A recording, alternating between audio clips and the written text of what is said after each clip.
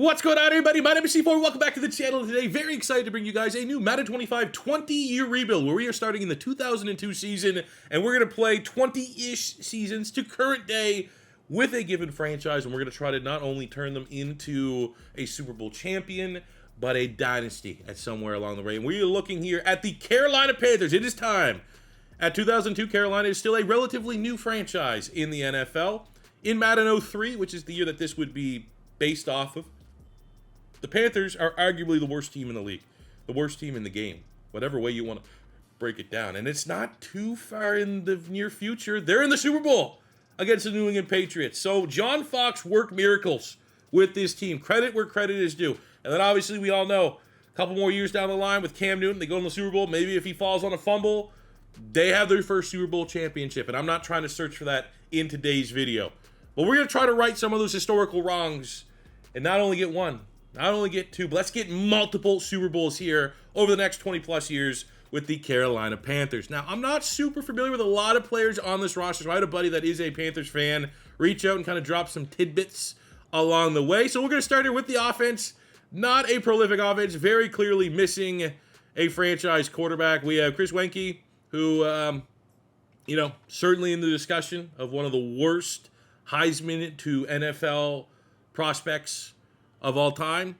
So unfortunately that did not work. You had a journeyman and Rodney Peete as the backup quarterback. The offensive line was, Terry, and was solid, but it was kind of led here by Jeff Mitchell, was an Iron Man, won a Super Bowl with the Baltimore Ravens, a Florida Gator.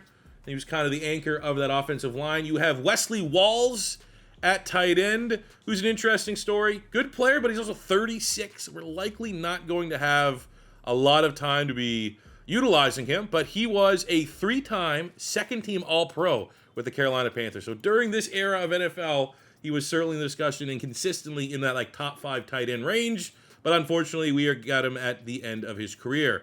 In the running backs, we got one. If you have any knowledge of XFL, original Vince McMahon XFL lore, you know who Rod Smart is. He hate me, running back out of Western Kentucky. According to his Wikipedia page, he ran a 4.25, so we have a, 1 year in, sophomore campaign, 98 speed, 97 acceleration running back who has absolute memes, so we are going to try and make a go of it. I know Carolina Panthers over the history have some great running backs, D'Angelo Williams, Jonathan Stewart, but we're going to try and make he hate me a thing. I'll tell you that right now. Wide receivers, two very important players. When I think of early day around this era, what can I remember with the Panthers?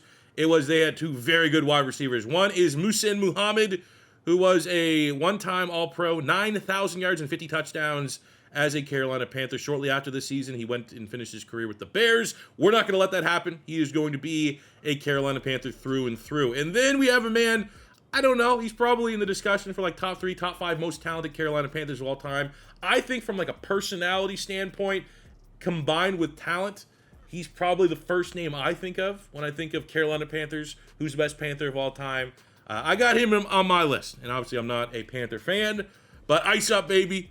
We got 12,000 yards, 67 touchdowns, two-time first-team All-Pro, comeback player of the year, Steve Smith. Now, he was just trending on social media not too long ago. Don't look into that if you're a little youngin', but I know my demographics. Most of you guys are probably well aware of what's going on with Steve Smith. But he's an 81 superstar, and we got pretty much his entire career ahead of us. We're going to do our best to make sure he stays here for his entire career. But at 23 years old, the sky is the limit for Steve Smith to shatter his own records. Hopefully he doesn't finish his end of his career. I think he was with the Baltimore Ravens. He got in trouble, especially off-field recently with the Baltimore Ravens. He's got to finish as a Panther if everything goes to plan. When we look at the defense, interesting, across the board here. Secondary, Minter was a really solid player. Grant was a solid player. The corners are not particularly good. You can make an argument that we have the worst corner room in the NFL right now as a starting point. You look at the linebackers, Fields was a great story.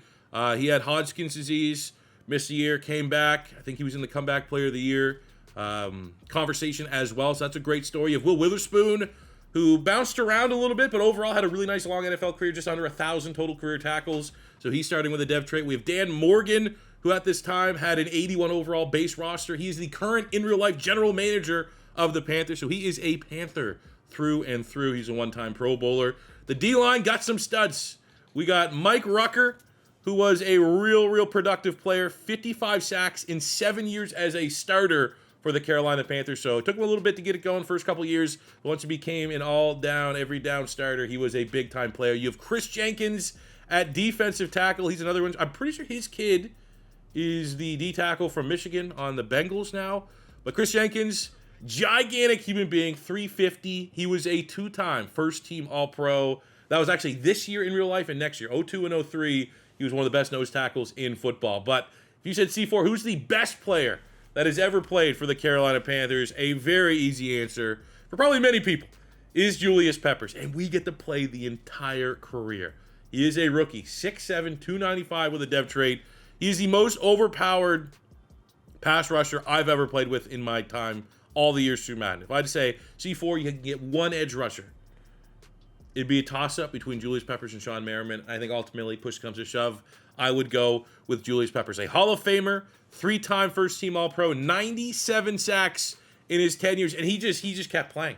After his 10 years with the Panthers, I think he went, Green Bay, Chicago, still just uber productive. But much like Steve Smith, I'm going to do everything in my power to ensure that Julius Peppers is a one-club player and will retire a Carolina Panther. And given some of the numbers I've seen from other 20-year rebuilds, that all-time sack record could be in danger with Julius Peppers on our team. For other reason, Deshaun Foster was a second-round pick. Very important running back around this time as well. Had some huge runs during that playoff run that they had where they went to the Super Bowl against the Patriots. He was on the Texans for some reason. He was a second-round pick of the Panthers this year. So he's on the roster, and he will be our RB1, RB2 committee with He Hate Me. Particularly the 2003 class, just get an idea like some of the big dogs that the Panthers actually got in real life, and will they be in play for us? Jordan Gross was the best player from that entire class. That was your first-round pick.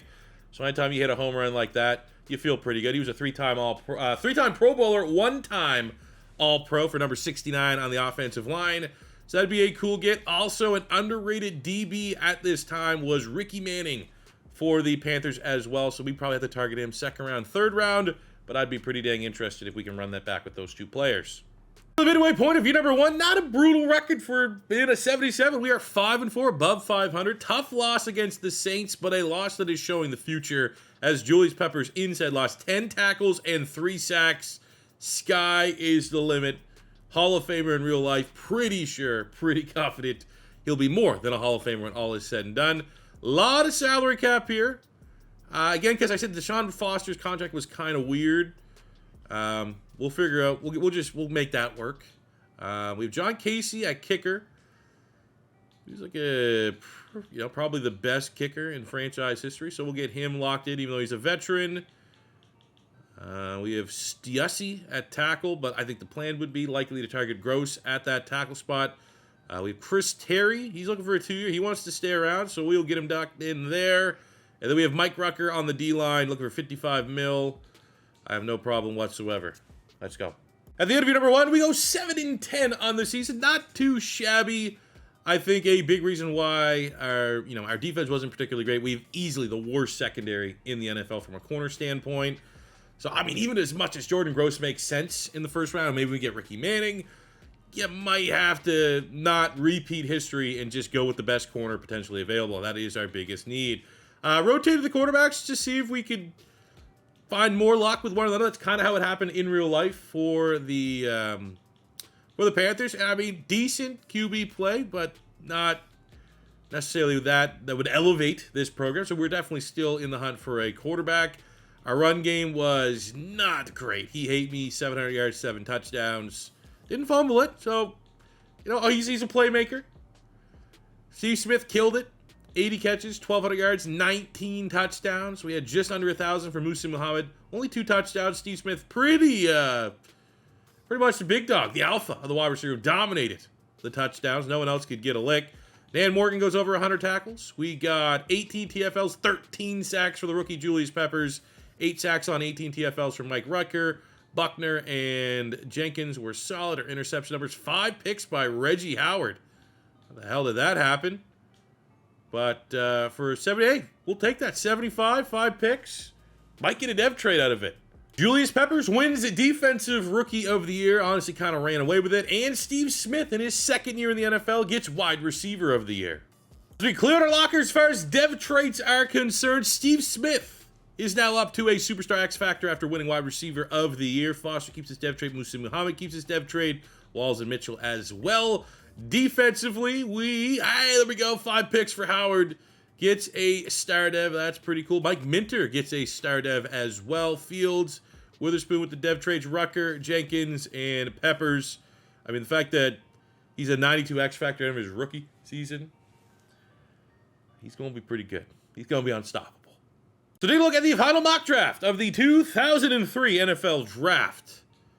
We are picking, right there at 13. So we're going to have an opportunity to bring in Jordan Gross. Kind of repeat history there. Our biggest need would be corner. And looking at the first round, we have Rashean Mathis, who was solid. Peanut Tillman. Troy Polamalu is there. Got some interesting names. Interesting decision to make, man, because we need a left tackle. Why not bring in a great? But there's certainly alternatives that would be very, very applicable to our roster right now. So on the clock at pick 13 in the first round of the 2003 NFL Draft. We need tackle help more than any spot on the offensive line, and Jordan Gross is there. So that is kind of a layup. Feel real good about our D-line. All things considered, I think we have a lot of depth. Spice Adams right there. Could be available in the second round. Our linebacking core is, I'm cautiously optimistic about them going forward. We have Lance Briggs still on the board. Secondary is where I have the most concern. There's always a chance that, Peanut Tillman could fall out of the first round and be there in the second round. We have Nnamdi Asomugha, which I might have to get over it with the Eagles. And if he's there in the second round, he'd probably be a very good selection. We have Manning, who is a nice player. You have Asante Samuel a little bit later. So, I mean, we could definitely wait on getting corners. Our safeties, Minter and Grant, are solid. Enough so that obviously we know Troy Polamalu is goated. And if we were just trying to cheese the draft, get the best possible player, we probably would go Troy Polamalu here. But I think given our team needs, we need tackle much more than we need a safety. And with that depth that's available at corner, second, third round, maybe we even double up there. But we will bring in Jordan Gross, who's regarded as probably, the second best lineman in Panthers history. Probably Matt Khalil gets first. He's number 12 in true value in this class. We get him at 13. Let's go. Oh, brutal, dude. Nnamdi Asomugha. Okay, maybe we dodged the bullet there because I don't have to get excited about him being on our team. He goes 42 to the Panthers. We're at 45. House rules means we can pick players within 32 picks of our given pick and do it guilt-free. So we are looking for, top 80-ish players. What corners are in the top 80-ish? Well, we're going to have to wait for Asante Samuel. We do have Ricky Manning. Had a pretty nice career with the Panthers. So I think we go Manning here now and then hope and pray that there's a way that Asante Samuel's there in the third round. 96 in true value at 45, and he does pull a dev trade. Good for him. Ooh, now he could have went in the second round, late second. Is he still? Come on, Asante. Come on, Asante. Yes! Let's go. There's the double up. Ricky Manning, sure. Asante Samuel, number 9, top 10 talent in true value. One of the best ball hawk corners I've ever seen since I've been a fan of football. That is huge for the Panthers. So take a look at our draft recap. Pretty happy with how the class broke down here.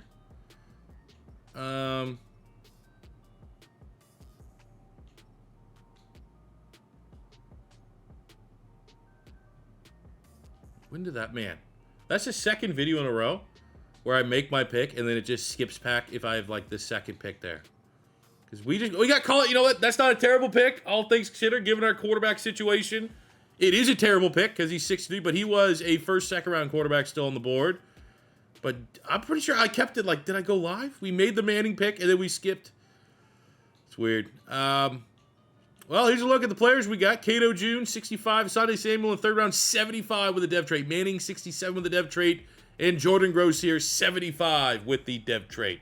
Looking around the division, Rashean Mathis was really the only notable player that the Saints got this year.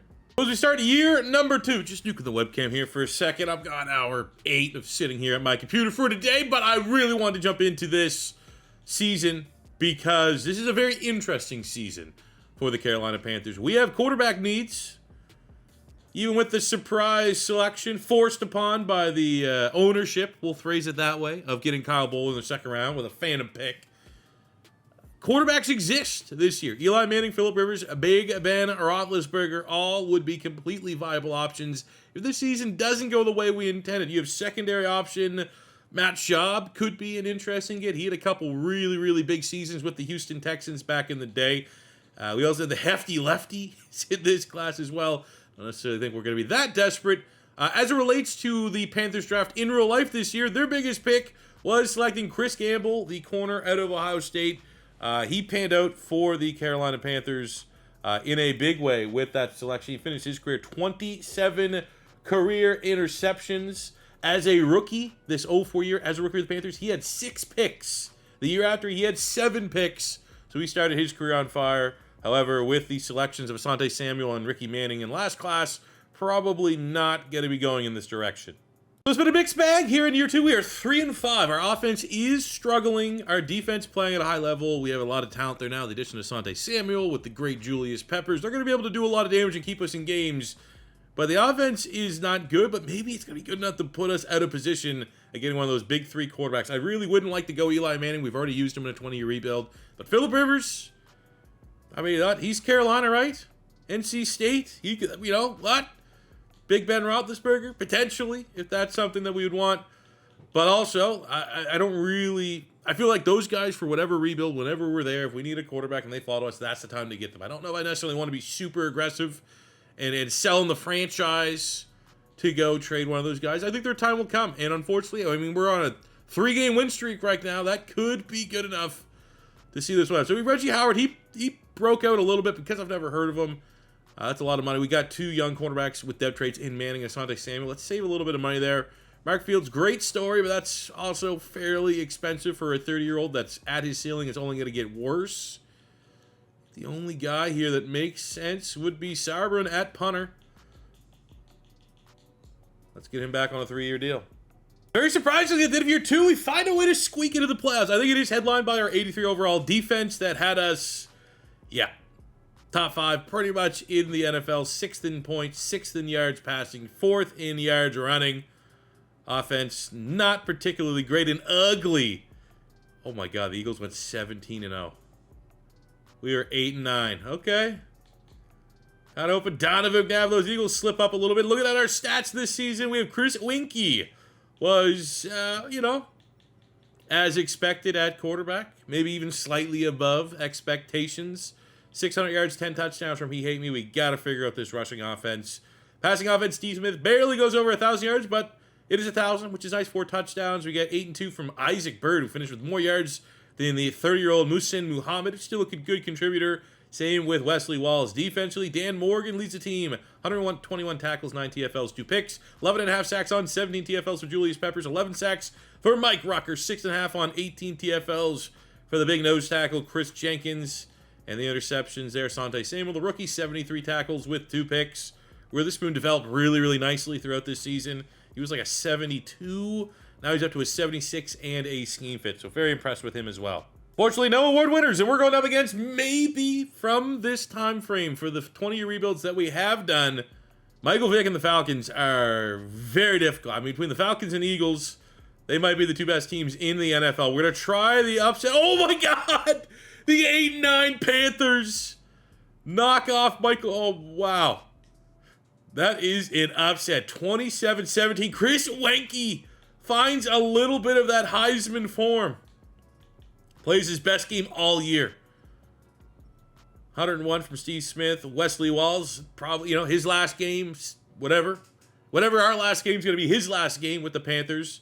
He got 2 touchdowns. Defensively, Rucker and Jenkins. That is a huge upset. And now it gets even harder as we take on the 1 seed. Undefeated 17-0 Philadelphia Eagles. Well, we might as well upgrade our players. See if we can do our best to become more than just a squash bug on the windshield of the Philadelphia Eagles en route to a Super Bowl. 8-9 below 5. I think the win over Michael Vick and the Falcons is impressive. And look at that. It went down to the wire. 38-35. Just you wait, man. Monkey got hot. I'm not seeing this as a, he's going to be our quarterback of the future. I mean, it's impressive. You got to give credit where it's credit to. He's definitely not the answer. We've had 2 seasons of it, but hell of a playoff run from the kid. Our run game non-existent. Look at that from Steve Smith, 129 yards, 3 touchdowns. Musa Muhammad got it going defensively. Mark Fields, and what will be likely his final game as a Panther. Great story. Gets a TFL and a sack, 2 picks on the day. Love seeing Ricky Manning get one there for the rookie. But they went undefeated. Perfect season by the Philadelphia Eagles here in 2003. And like, just be clear, no shenanigans, not all C4's just giving his Eagles a little bit of juice. That is a authentic. I don't know if I've ever seen that. A perfect season. I remember actually thinking the last 20 rebuild, Buffalo was pretty good. But man, oh man, that's insane. Ooh, Wesley Walls didn't retire. We only have Rodney Peete, but we'll let Walls hit free agency. So far as depth traits are concerned on the offensive side of the ball, no depth traits up or down. Jordan Gross was hinted dev. It is just a star. Actually, I thought there might have been a shot for a superstar there, but star dev, we can live with that. On the defensive side of the ball, Asante Samuel and Manning are superstar. Manning is a superstar. I feel like he gained that. Okay, I was going to say, he gained. How did he gain that, though? He didn't even have, like, a crazy season. All things considered, right? That is look at that. 61 talent, like no picks. Wasn't bad, but hey, never gonna get upset about an unjust, undeserved depth trait. For the amount of times I've had good players just lose it harshly, we will definitely take that. So our secondary's looking good. Dan Morgan goes off normal dev up to a star as well. This defense was very good. We got to try to help that offense out this offseason in the draft. Take a look at the final 2004 mock draft. We have Sean Taylor to the Vikings, Eli to the Bengals, Larry Fitzgerald to the Texans, Vince Wilfork to the Rams. Oh man, the QBs are falling. Vilma to the Titans, Ben Roethlisberger to the Ravens. That is pretty wild. Phillip Rivers. Is it time? Because I mean, I'll say this. If we get Rivers, I know there's probably many of you out here that would want me to get Cam Newton and run that back. We get Phillip Rivers, there might have to be a discussion to be had. Maybe an unrealistic discussion based off of where all Phillip is. But him falling to us at 25, I don't think you look that gift horse in the mouth. Damn. I wasn't going to trade up. If it happened, it happened. Phillip Rivers goes 17. The mock draft lies to the Miami Dolphins. So we are now at pick 25 with the quarterbacks not looking so. Now, Matt Schaub in the second round, I could live with that. That's kind of how I was preparing for this year. It was like, maybe we can get Schaub. So if that's the plan, well, we need to help. Well, we got it. So we have to pick someone that's within the top,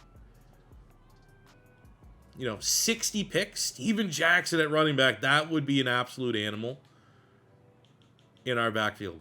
I still can't believe the disrespect he still has when people talk about the great running backs of like the early 2000s. Steven Jackson on the Rams was absolutely disgusting. We have to go offense. Simply have to. And he might be our best chance at getting better quickly. Look at the offensive line. Hardwick at center, not too bad. You got Sean Andrews. You got I think that's where we got to go. We're not too far from, if we get him here, D'Angelo Williams is only 2 years in the future. So again, we are like, there's the element of, do we go with, let me double check on the defense. Because I do think it is fun when I do these series to try to get like legends from a team. And you can pair that with, busts, what ifs type scenarios. But Bob Sanders. We could live with Bob Sanders.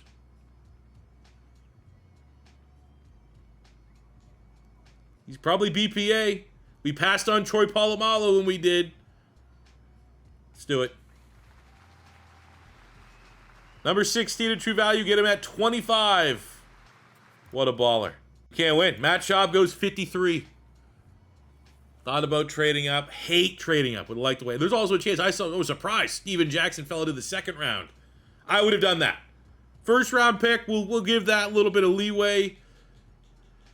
But it looks like we're going to have to likely rely on the playoff form of Chris Weinke as our quarterback next season, which sucks because there's a very legitimate chance that that's kind of going to limit our season. I don't want to piss away as many good years of Steve Smith and Julius Peppers that we do have. Oh, man. There's just not, like, is there a tight end? We got, I mean, Chris Cooley was a dog at tight end. Suppose when we lose Wesley Walls, Chris Cooley had a couple big years with the Commanders. 32 in true value at 57, 80 rolls of depth trade. Hey, not bad. We'll take that. That's a win. Got a wide receiver here. Jericho Cotry had a nice career with the Jets, NC State, so we're getting someone in the Carolinas. 61 in true value at 89, and we get another dev trade. Ah, why not? 7th round, Brock Lesnar. It's just, you know, it might amount to nothing. I'm not going to make a mountain out of a molehill in this one. But that'd be funny. So take a look at our draft recap. We have Bob Sanders in the secondary. It is future-proofing as Mike Minter, our strong safety, is already regressing. So there is a successor in place here in Bob Sanders. Chris Cooley, 72 with a dev trait. We get Jericho Cotry in the 3rd round with a dev trait. Shane Olivier, 68 Molinaro, Kendall Pope. And hey, 62 for old Brock Lesnar. I mean, I'll tell you what, I'll focus train him. We'll give him a chance just because, you know, undeniable trade. He's kind of like a Jordan Mailata, if you will. 89 strength, 84 speed, 86 acceleration, 92 hit power, agility. All that stuff is off the charts. He's got to learn how to play football. That is the perfect type of player to get in the 7th round. As we get ready for our 3rd season, the 2004 season, looking ahead at the 2005 draft. Ignore the schools. Prospects are the prospects. Alex Smith, Aaron Rodgers, Jason Campbell was a decent quarterback prospect a little bit later on. You have some journeymen and some backups, Kyle Orton, Dan Orlovsky. I suppose if we miss out on Smith or Rodgers, you know, you got Derek Anderson, you got Matt Castle. I think Ryan Fitzpatrick could be kind of fun in this class. Ultimately, the big pick for the Carolina Panthers, they actually hit a home run by selecting Thomas Davis. That could be absolutely in play.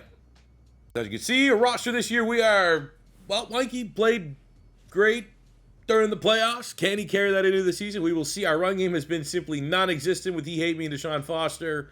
Our offensive line is kind of just pieced together. It's not very cohesive outside of Gross. Wide receivers look nice. The addition of Jericho Cotry and Chris Cooley are great gets for the offense. Defensively, we were one of the best defenses in the league. We get the rare random dev trade on Manning, so that makes our team look a lot deeper than what it was. We're going to have actually Bob Sanders play in the nickel, so we're going to be able to utilize probably the last season of Minter and Grant here. And expectations are our defense can be really good, and we'll see how far Weineke can take us. Now, we've been pretty competitive. Kind of going back and forth this season, about 500. 500-ish gets you into the playoffs last year, so that is the trajectory that we are on. Looking at free agents, we have $230 million available to us. Buckner, the veteran, is likely going to be gone.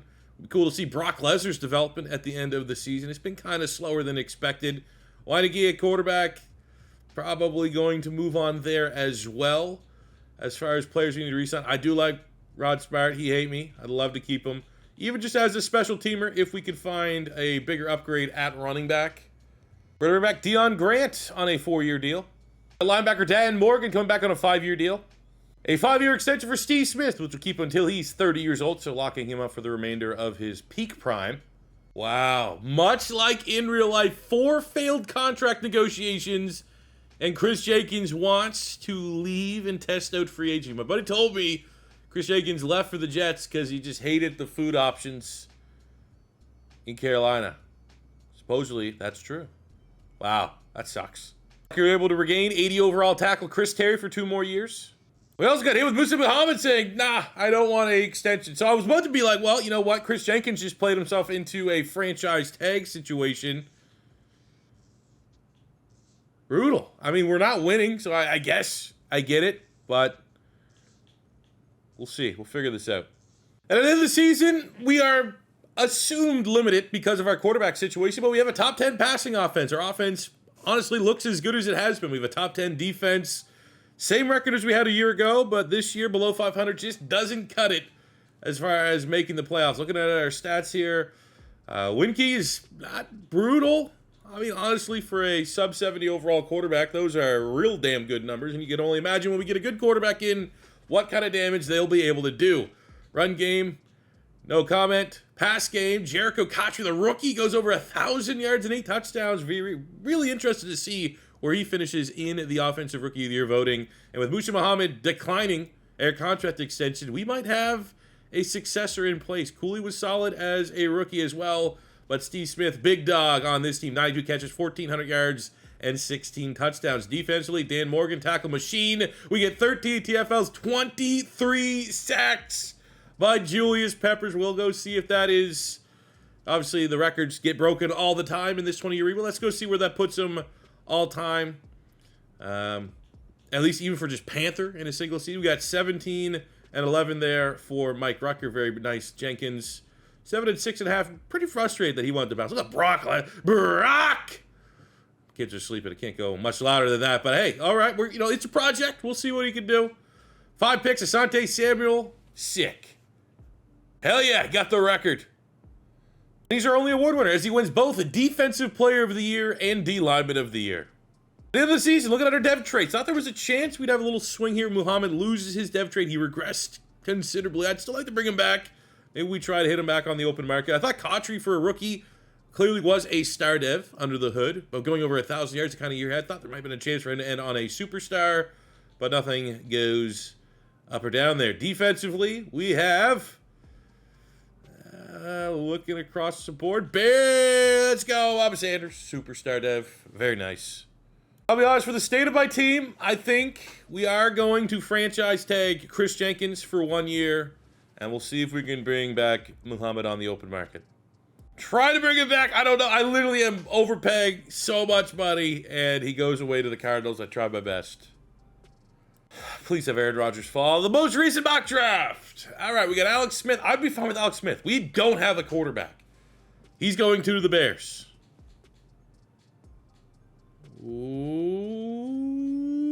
no. Okay, so Thomas Davis is going 12. That sucks. And then, no, you can't. I don't want to deal with that for this whole rebuild. That's going to be so annoying. We're picking at 17. Jamal Brown, not a bad pick at all. Derek Johnson be a great pick. We got options, but just one too many games. So the draft board went worst case scenario. Of course, when we want a player to follow us, the mock draft lies to us. Aaron Rodgers does go to the Chiefs. Thomas Davis does go to the Cowboys. And we're in a not great spot. The board does not look particularly good. Do we want to gamble on Jason Campbell, quarterback? Could work in our scheme and system. But also, that's a consolation prize. I don't love the vibes of picking the third quarterback just because that's who's left. Running back's interesting. We got Ronnie Brown here. Legit talent. But I feel like we wait to the second round. What if a Frank Gore is available? Or Darren Sproles in the third round? I think there's more value waiting at running back. Wide receiver, we got Roddy White on the board. With losing Musa Muhammad, if Jericho Cotchery's always going to kind of be that third slot guy, we need someone with traits that can play and win on the outside, and that is absolutely Roddy White. So I do like that slot. I'm not gonna lie, that's leading the ball house right now. We got Jamal Brown at tackle, but I just signed Terry. So we have Terry and Gross at tackle for the time being for the next 2 seasons. We do need guard. Evan Mathis was an actual pick of the Panthers this year. Had his best football with the Philadelphia Eagles. Was an all-pro. Was awesome with the Eagles. I would love for him to be available in the second round. We probably need Evan Mathis more than any other player that's available here. That's a reach. 54 at 17. Well, you know what? Let's go Roddy White.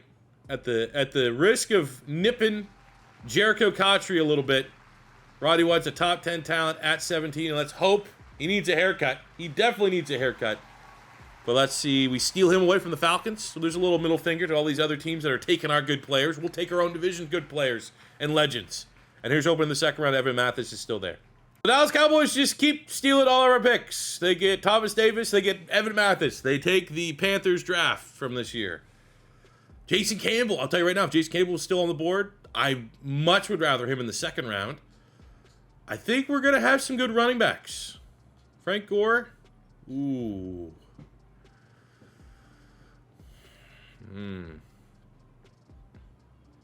tackle, be carrying.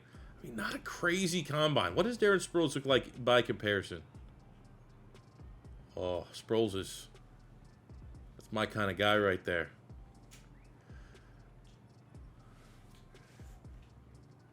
Damn it. I don't know. I don't want to be bad. Like, it's just... Ah, man. I love D'Angelo Williams. In reality, the honest reality is we need offensive line more than I need a running back there. But the linemen that are available, Evan Mathis would have been the guy.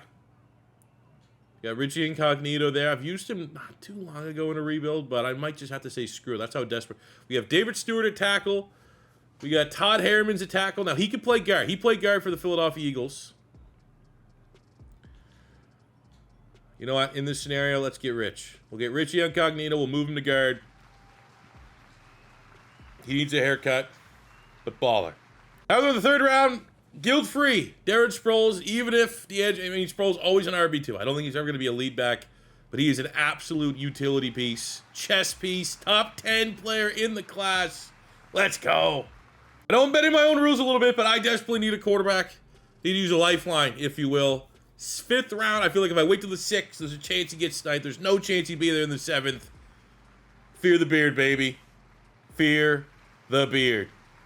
So to look at our draft recap, Roddy White in the first round, 76 overall with a dev trait. Ricky Incognito in the second round, giving us 75 with a dev trait. Darren Sproles in the third round, 75 with a dev trait. Got some depth here. Dan Connolly, who had that absolute meme kick return for the Patriots. We got a depth guard there, 68, and there is our quarterback 1. Out of Harvard. Got a long ways to go. But I'm along for the ride. Let's go. And the first time in a minute, someone in our division's actually got someone noteworthy in the last couple drafts. That we've been a beneficiary of, is we've been the best drafter. But Ronnie Brown going to that Falcons backfield with Michael Vick.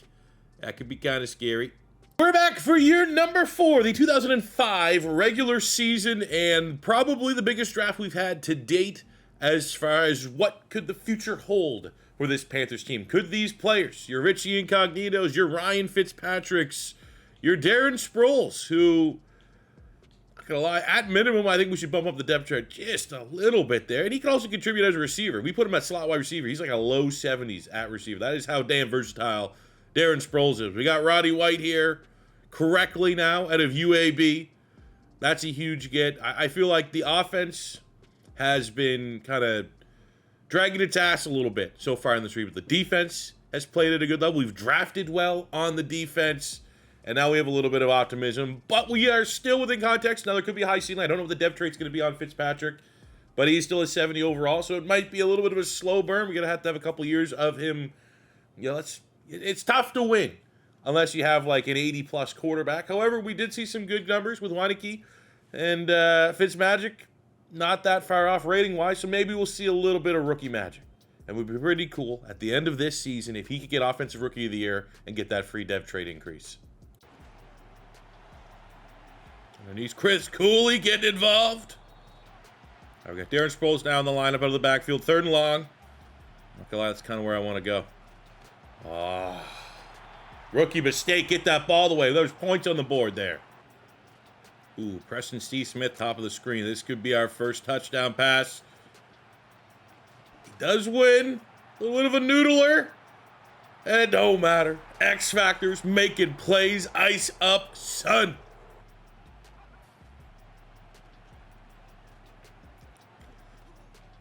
We got a little bit behind Sprolesy, but in front of the defender. They didn't know where we were going on that one. Last man up to get on the scoreboard, Roddy White. Let's see if we can cheese him a nice little slant here. We're going to wait. It's going to be a contested catch. There we go. 4 touchdowns, no picks for Fitzmagic in his NFL debut.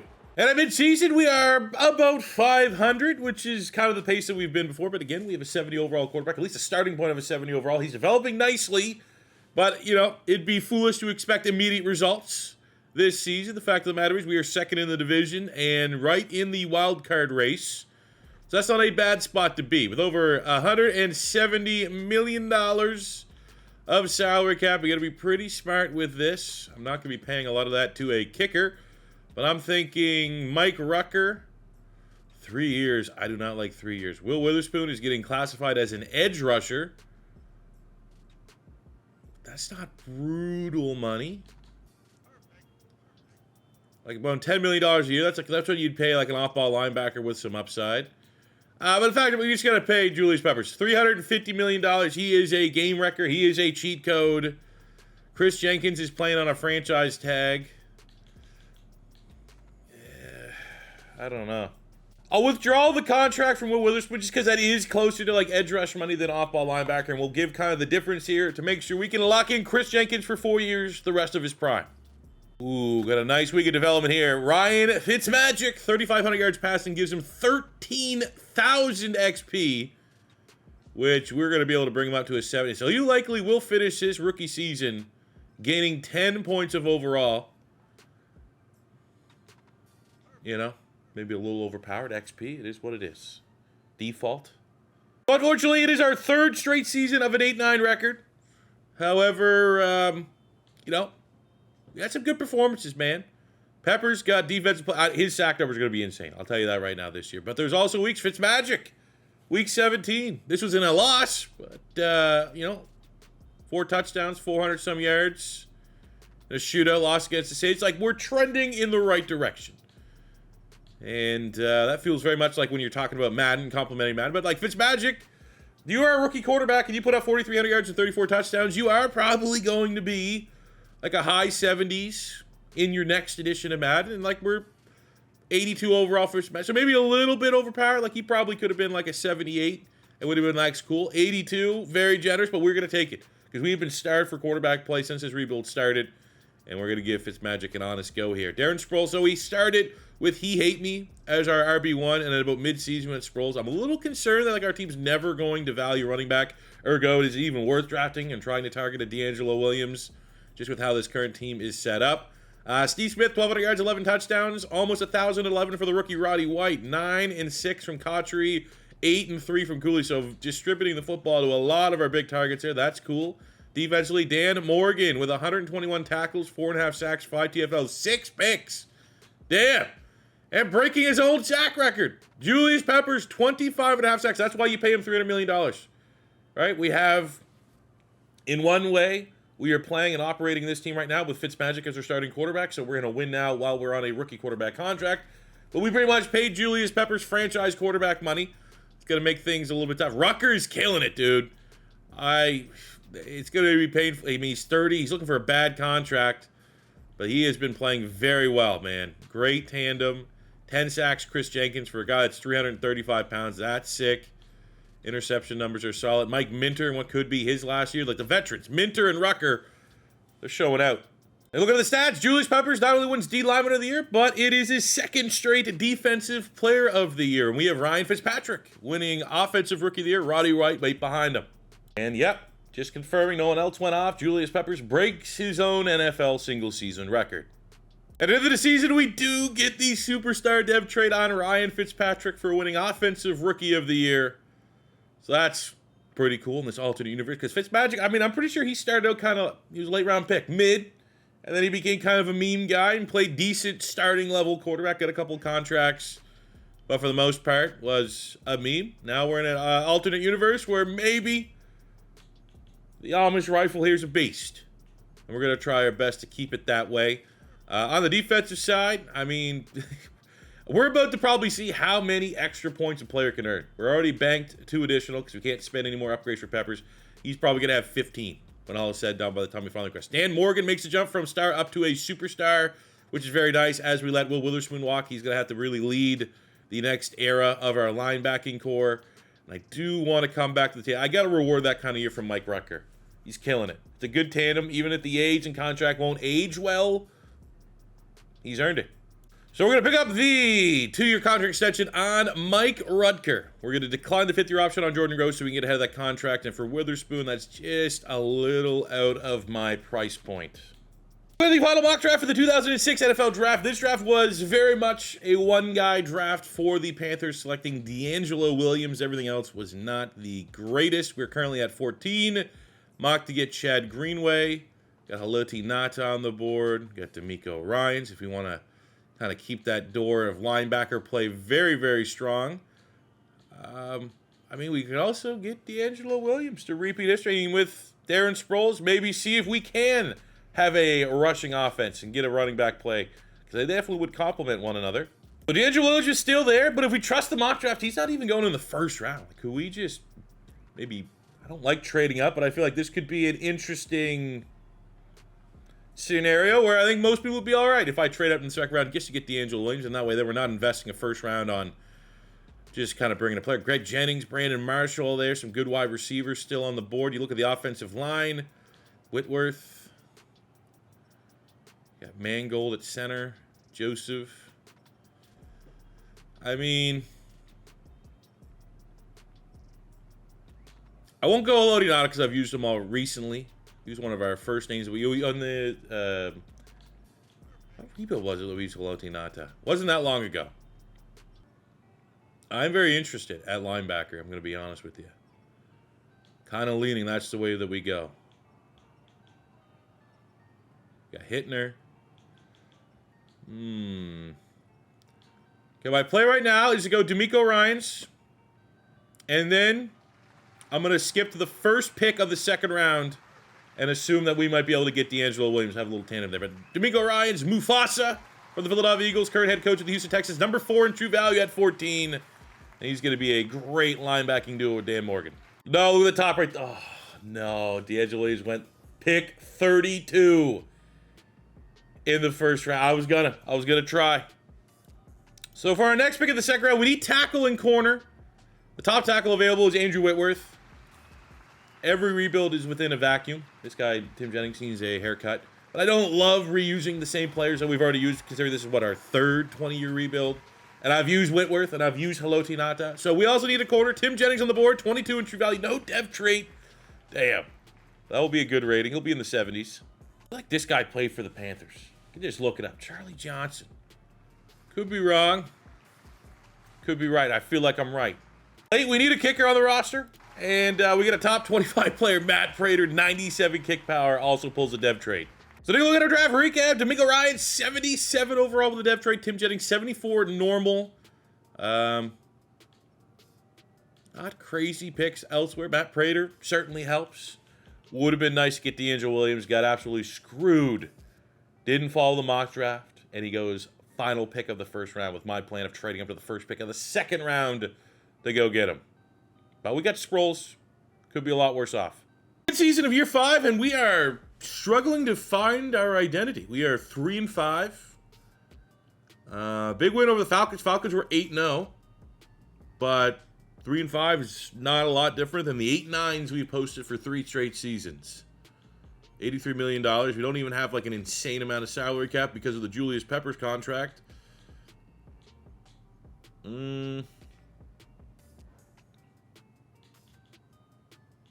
I mean, yeah, let's get Jordan Gross, 5 years, 79. That seems like an easy decision. Asante Samuel has been very good. Let's lock him in on a 5-year, 105. But now, going to make a tough call here on like a Ricky Manning, who's kind of been like a role player, still a superstar dev. I mean, the fact that we can get him potentially under 10 or around $10 million for the next 4, he's gonna want a little bit more money. About $500,000 more, able to get him to sign on. We are able somehow to scratch and claw our way above 500, 9-8 on the season, our second playoff appearance. First was at an 8-9 record, this at a 9-8. Be real nice if we could make the playoffs in an impressive fashion, but top 5 passing offense, top 10 overall offense, almost a top 10 overall defense is still, in my opinion, underperforming for how talented our roster is. 88 overall, 89 offense, 88 defense. But a ticket to the raffle of maybe winning a Super Bowl is all you need. Look at that. Ryan Fitzmagic, top 5 in yards, number 2 in the league in touchdowns. Interceptions, maybe a little high from like if we want to seriously take him as a potential MVP candidate, but that's pretty awesome. Our run game non-existent, so that's probably good we didn't invest that high round pick or trade up to get D'Angelo. It's just not how it's going. 3,000-yard receivers. Steve Smith with 1,400 yards and 20 touchdowns. 11-9 for Cotchery. 1,005 for Roddy White. Chris Cooley, decent numbers for a tight end. We got over 100 tackles from Mr. Dan Morgan, 18 sacks, Julius Peppers, 14.5, Mike Rucker, 7 from Chris Jenkins, 6 interceptions from Asante Samuel, which we'd love to see. Our rookie, D'Amico Ryans, 81 tackles and 10 TFLs. A good campaign from him. We just casually get not only wide receiver of the year, but offensive player of the year for Steve Smith, and not only defensive lineman of the year, but defensive player of the year for Julius Peppers for the 3rd straight season. I mean, we got a winning combo. We have a quarterback who had the 2nd most passing touchdowns. We have the best offensive and defensive player in the league. That could be like a Cinderella team. We're thinking about March Madness this week. We have all the makings of a Cinderella team. We win our first playoff win of the rebuild in year 5, 28-3 over the LA Rams. What I'd like to see from a defensive standpoint, standing on a business. 2 touchdowns. We held Mark Bulger to not much going on. Our run game with 2 rush touchdowns. Steve Smith does what Steve Smith does best. 2 sacks. Just our star talent. You can win on star talent. Now, is it going to be good enough when we run into a very, very good team? Like the Falcons are 13-4, and you look at all the rankings, even though we are surprisingly a lot more talented, they play a lot better. So let's see what happens here. I believe we lost both games to the Falcons in the regular season, and that is a 3-0 sweep, even with a Player of the Week performance from Julius Peppers. Our playoff run ends at 1 win. I mean, history states at this time, by this time, the Panthers have already made a Super Bowl in real life. We have yet to do that. Freaking Michael Vick, dude. Back to the drawing board. I'm not too sure what... I don't know what's missing. Because you could say, like, well, it'd be really sick if we had a good passing offense. That's just not how, or a good rushing offense. That's just not how this team's built. We are playing good passing football. I'm not going to complain one bit about our pass numbers because overall that's just how our offense is winning. That's acceptable levels. But I don't know. Maybe that's what we're... I don't know. And if it's any silver lining, we lose to the eventual Super Bowl champions. No one was stopping Michael Vick and the Falcons this year. Going at our depth traits at season's end on the offensive side of the ball. No depth traits up or down. Defensive side of the ball. Manning just gets an X factor. I don't know how he's getting these depth traits, but I'm not going to complain one bit. Brock Lesnar's developing into at least like a depth guy, which is cool. He's up to a 70 overall. D'Amico Ryans' depth trait just a start. Maybe that's a little light. Morgan's up to an X factor.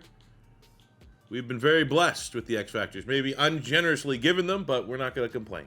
Now, it's very rare in these rebuilds for me to sign any free agents because free agency is not great until probably about year 10, which is when it gets populated with like real players with real portraits and the immersion's not crushed. But Jason Peters is here. He was there on open market. 82-25 with a superstar dev. We need a left tackle. It worked out. Another interesting tidbit from this year's free agent class is we just got Peyton Manning in the division to deal with now. That's cool. He's pulling his own Tom Brady. So taking a look at our final preview of the 2007 mock draft. 2007 draft was pretty decent for the Panthers, all things considered.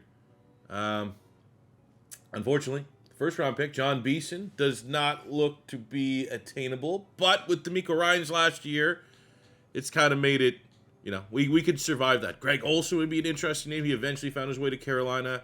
But we're also with Chris Cooley, I think relatively decent at tight end for the time being. For us, we were at 25. Ryan Khalil was a second round pick for the Panthers this year. We need a center. So we could get Ryan Khalil. Another player that was really interesting, Charles Johnson at pass rush. And I think almost 70 sacks for the Carolina Panthers this time. That could be like our first second round targets. I don't really think we need to think twice about this one. Easy selection. 4 A's for Ryan Khalil. Probably in the discussion for the best lineman in Panthers history. Top 10 talent in this class. You run that pick up to the podium. And look who is the next highest rated pass rusher to get drafted when our picks up in the second round. It is Charles Johnson, who is a first, second round talent out of Georgia. For us, Mike Rucker is playing at a very high level, but he's regressing every year. He's just at that age. So getting someone like Charles Johnson, that I'm not going to, start him over Rucker right away, but have a successor in the building. That's a nice little piece to get there as well. Ooh, in the third round, we got Uche Nwaneri, 24 in true value, no depth trait. I'm going to be very interested in what that base rating is. It's going to be a steal. Take a look at a recap. Happy to get two really nice Panthers from this draft. It also worked out that center arguably was our biggest position of need to find a new starter, and we got one. And then we got Charles Johnson to be a successor on the D-line when Yeri was just kind of a BPA.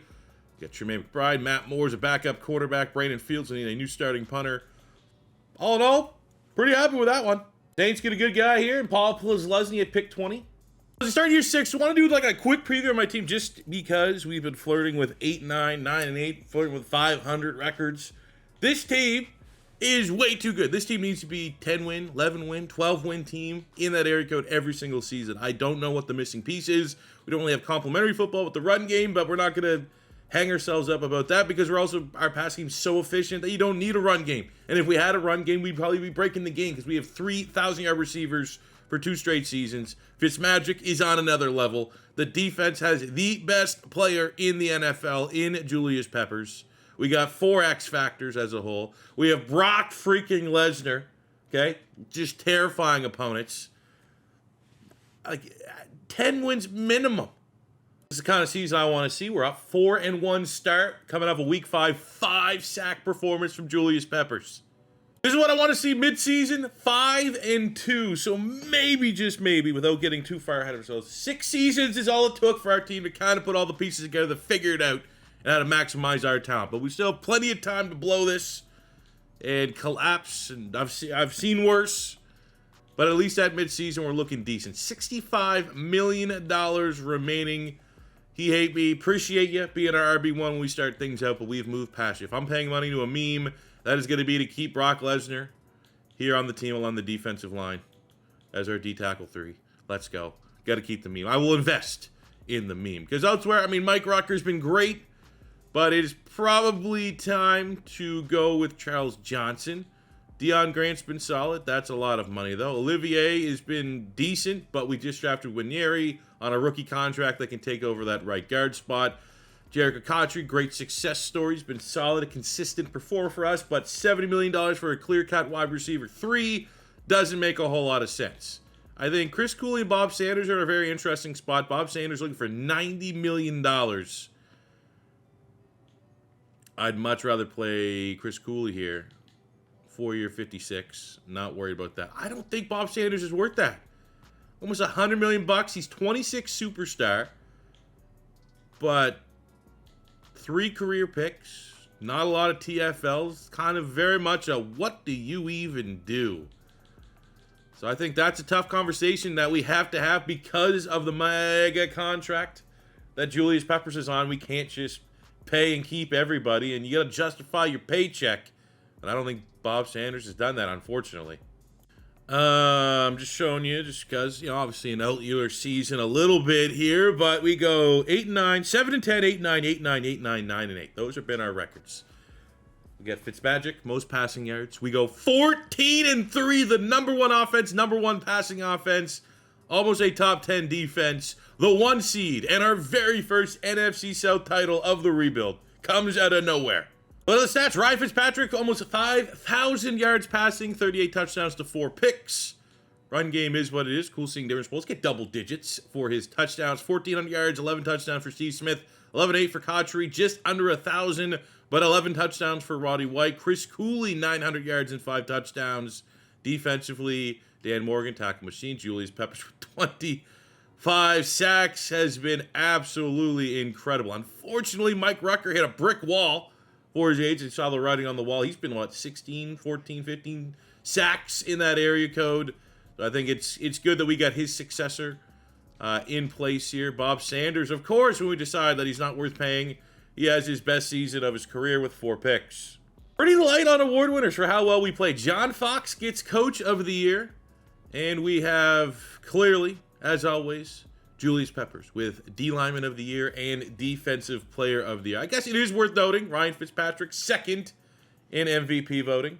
And as a 1 seed, after kicking our feet up in the wild card round, we get the 10-7 Green Bay Packers, who have a top 5-ish offense, good run game. Amon Green is on another one. They have Peanut Tillman, who's a exceptional defensive back, going to try and disrupt our Fitzmagic passing offense. Low score game, but we're winning. And we are into the NFC Championship game against a divisional rival in the Atlanta Falcons. 24-20. Clean performance, 3 touchdowns, no picks, as Fitzmagic outduels Brett Favre. But now we have a team that is kind of, up till this season. Wait, did they beat us? I wonder if they beat us. What was the regular season between us and the Falcons? So they beat us, and then we beat them. So it's possible. Anything is possible. But Michael Vick is Michael Vick. Michael Vick is the best, most overpowered player in these 20-year rebuilds. Which is kind of cool, I could say, as, I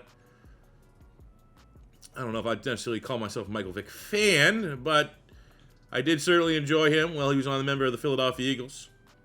Super Bowl on the line. Can the Panthers, as undisputed, the #1 team in the NFL, get to the Super Bowl? Yes! Let's go! 22-17! Even though Michael Vick put up an offensive performance worthy of getting player of the week, our defense shut him down. Morgan with 11 tackles. There's probably going to be not a sick box score to take a look at, but it is all quite great. We get the Chiefs, because of course we do. 22-17. Fitzmagic, Michael Vick kind of going toe-to-toe there. Touchdown for Sproulsy. Cooley and Felt, both our tight ends, get involved. Defensively, Morgan with 11 tackles. Sack Peppers, Ryans, and the ageless wonder, Mr. Rucker. And it only took us 6 seasons. But we are in a Super Bowl. And the Chiefs are the Chiefs, you know, but they're also not really the Chiefs. They're 12-5, and you look at their offense, it's just solid. They have Aaron Rodgers, Tony Gonzalez, but their defense is what's getting them here. Top 5 defense, very good across the board. Quickly looking at their roster, knowing that it's probably going to be lots of haircuts and not look the cleanest, because we're still pretty early on in this rebuild. But they got Aaron Rodgers, Tony Gonzalez, Chris Gamble, who we would have loved to have drafted. Was a great corner for the Carolina Panthers. Got Randy Starks, Brian Waters, Jarrett Johnson, John Abraham, Josh Cribbs is there, Davin Joseph, superstar, Yanda, John Wright. So they got a great offensive line, and everything is obviously, can we stop 99 overall Aaron Rodgers? Our team at season's end, Fitzpatrick is up to a superstar X. He might have to make the thumbnail. You know? Honestly, for how he's playing. Shocked, honestly, that he's playing at this type of level, but it's pretty badass. Not going to complain one damn bit. Ryan Khalil's also a superstar dev from our draft class. That is outstanding to get on an offensive lineman. That is a rookie. On the defensive side, of course, Bob Sanders up to an X factor. And now we're going to have to try to walk back into contract negotiations with our tail between our legs, because that is worth paying. Charlie Johnson, star dev. I mean, you saw our secondary. If there's a secondary built to shut down Aaron Rodgers, 99 overall quarterback, we sure as hell have it. Spooky baby, Fitzmagic. Helmet strapped for the media. Sometimes they don't wear it. Sometimes they just come with no helmet on. But Fitzmagic, Aaron Rodgers. Come on, baby. Open and drive. We settle for a field goal, but we score first. If we can win 3-0, I will take it. If we can win 6-0, I will take it. We can win 9-0. Can we get a field goal, please? Matt Prater going to work. First touchdown goes to Carolina. And we are up 10 in the fourth quarter with a chance to go up 13. Make it a 2-score game. Oh, come on, baby. Oh, we miss it! You son of... Oh, we get a turn. Oh, we're going to get this done. Late score. Doesn't matter. 2007. So it's a couple years off when they made their first Super Bowl appearance. But there is a win. 3-0 during the playoffs. There you go, Panthers fans. Don't have to wait. Cash in, baby. I would say the pace that I want to try to break in this rebuild. They made 2 Super Bowl appearances, one in the 2000s, one in the 2010s. Before we get to present day, I want to at least win 2 Super Bowls. I want to make the 2 Super Bowls that the Panthers did, and I want to actually win them some bitches. And that is exactly led by Ryan Fitzpatrick and a Julius Peppers defense right there behind Coach. Let's go, baby. Who gets MVP in this one? I'm going to give, it's going to be our defense. Like 2 picks on Aaron Rodgers. Fitzpatrick just has a clean performance. Run game is still gross. Steve Smith, 90 yards and a touchdown. He's leading right now for MVP. Defensively, 2 sacks from Chris Jenkins. We get a pick. We have to pay Bob Sanders. Goes up to X Factor, gets a freaking pick in the Super Bowl. You know, honestly, I probably give MVP to Steve Smith. So, we're going to decline the 5th-year option for Roddy White. Don't know if 100% he's going to get that contract extension.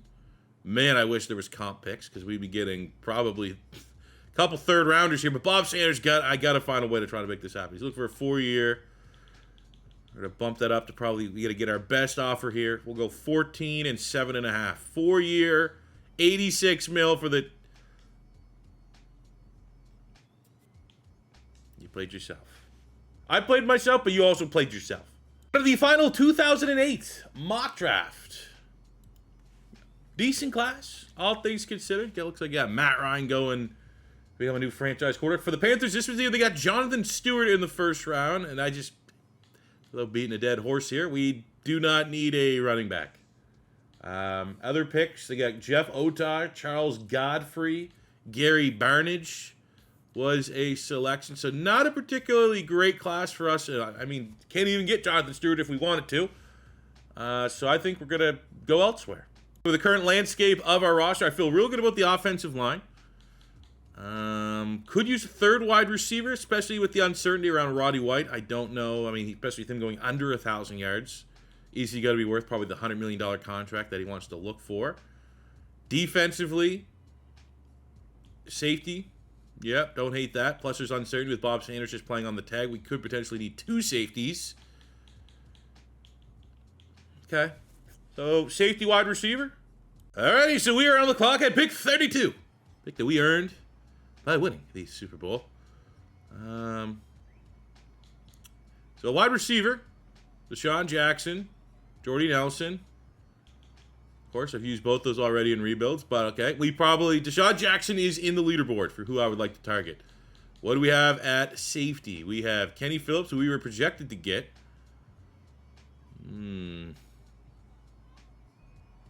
I know he was solid. I think he had a couple good years with the New York Giants. Tyrell Johnson. Yes. To be honest with you, fellas, I'd like to introduce to you your new starting wide receiver, Deshaun Jackson. Top 5 player in the class, 99 speed, 99 acceleration. For our safety needs, we are going to select Tyvon Branch. It was pretty decent for the Raiders. 27 in true value at 64. No dev trait, but an excellent athlete. Ooh, this was a good one. In the 6th round, we got Jeff Schwartz, who's an actual pick of the Panthers this year. 35 in true value with a dev trait. Let's go. That's a nice one. So all in all, it's been a really successful draft for the Super Bowl champions. We get Deshaun Jackson, a top 5 player at pick 32.79 with a dev trait. We get Tyvon Branch, 72 normal. Got Tim Hightower, Joe Mays, Bernardo, who was an actual pick of the Panthers, 68 overall at guard. Jeff Schwartz, 71 dev trait tackle in the 6th round is insane value. We get the law firm, Ben Jarvis, Green Ellis, a double up at running back. That's outstanding. Saints had a pretty good draft. DRC and Matt Forte. Now the Bucks getting a 60 overall in the 1st round. 6-2 with a midway point on the 2008 regular season. So we are defending our Super Bowl championship with some, we're feeling good. Well, we're not feeling good. Oh, God. $35 million of salary cap. And we have Sproles. Honestly, Sproles has not earned a new contract. Roddy White's on the bubble of earning a new contract. Richie Incognito probably should. Bob Sanders probably should. We have no chance in hell of paying Ryan Fitzpatrick.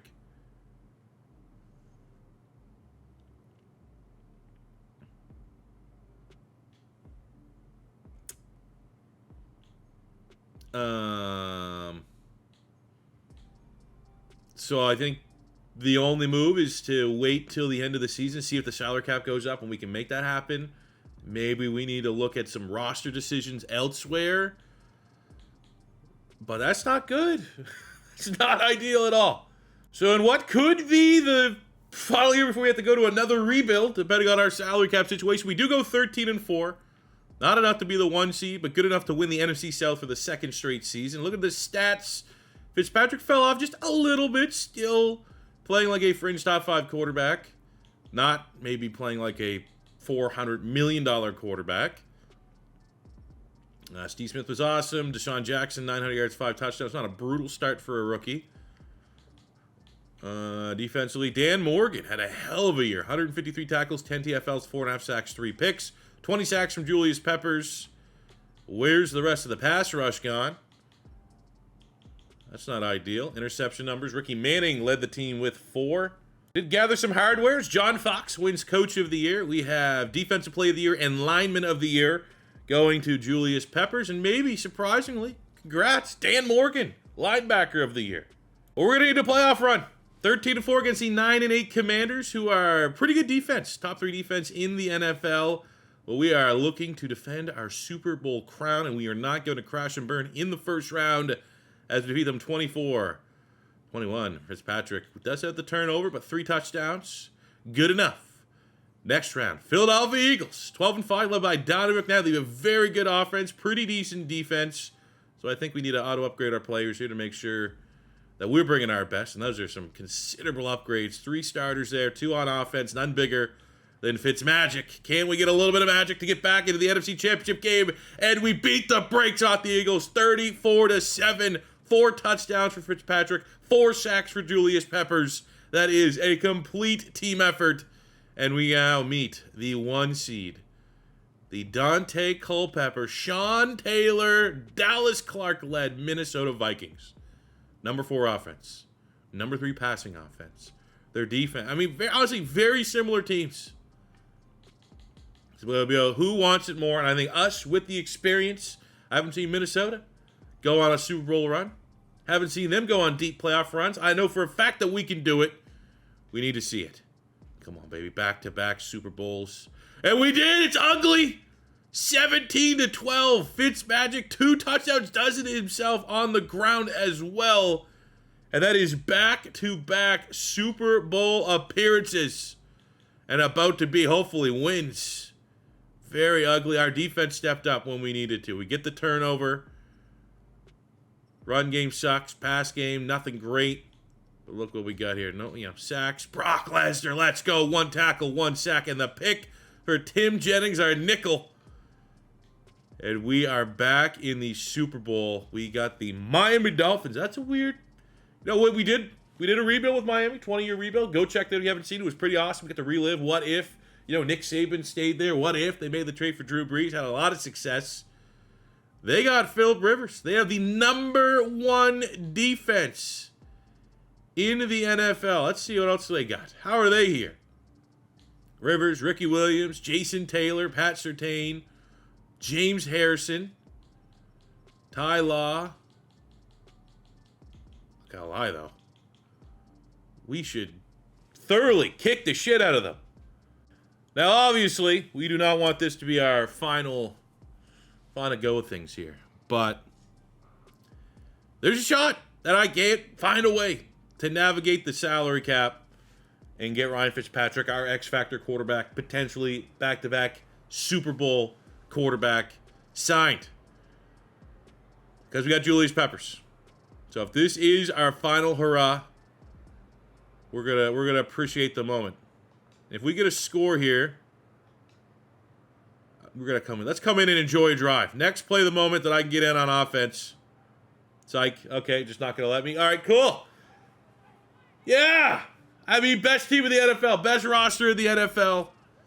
Phil Rivers looking wild. He needs a haircut bad, dude. That guy got a mullet. He ain't gonna get 9 kids looking like that. Yeah.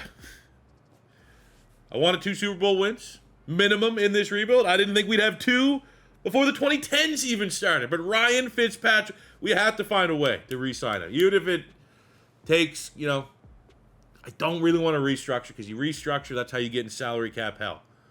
Maybe there's a player or 2 we could free up a lot of salary. But look at the defense, dude. That's why we paid. Our franchise quarterback contract is Julius Peppers. He has been Defensive Player of the Year 1, 2, 3, 4, 5 straight years. He is worth more money than Ryan Fitzpatrick. He is a bigger priority for this team than Ryan Fitzpatrick. But maybe we got some other guys. Maybe Chris Jenkins, we can get him out the books or something like that. 21-7, back-to-back Super Bowls, MVP. It could be back-to-back Super Bowl MVPs. That's pretty good for Pat. It's a toss-up. Six tackles, 2 sacks for Julius Peppers. 124 yards and a touchdown for... I'm honest, I'd give it to Steve Smith. 2 straight Super Bowl MVPs. Ice up, son. So our gamble slightly paid off as we now have $54 million with the salary cap going up. Sproles has not earned a contract. D'Amico Ryan's 5th-year option. Honestly, probably... $12 million is not bad. I think I'm actually going to pick up that option just because that's going to be cheaper than letting him resign. Roddy White has been, a good role player, but we drafted Deshaun Jackson, who I think can be that wide receiver too. Richie Incognito, I'd like to keep him. We don't have a successor in place, but, much like Bob Sanders, if we could pay Ryan Fitzpatrick, oh no, this is going to be tight. We can go 28.5. 32 and a half. Oh, come on. Oh, I won't let me. What about 32? What about 28 and 32? What about 28 and 31 and a half? What about 28 and 31? What about 27 and a half, 31? Why? I have the money.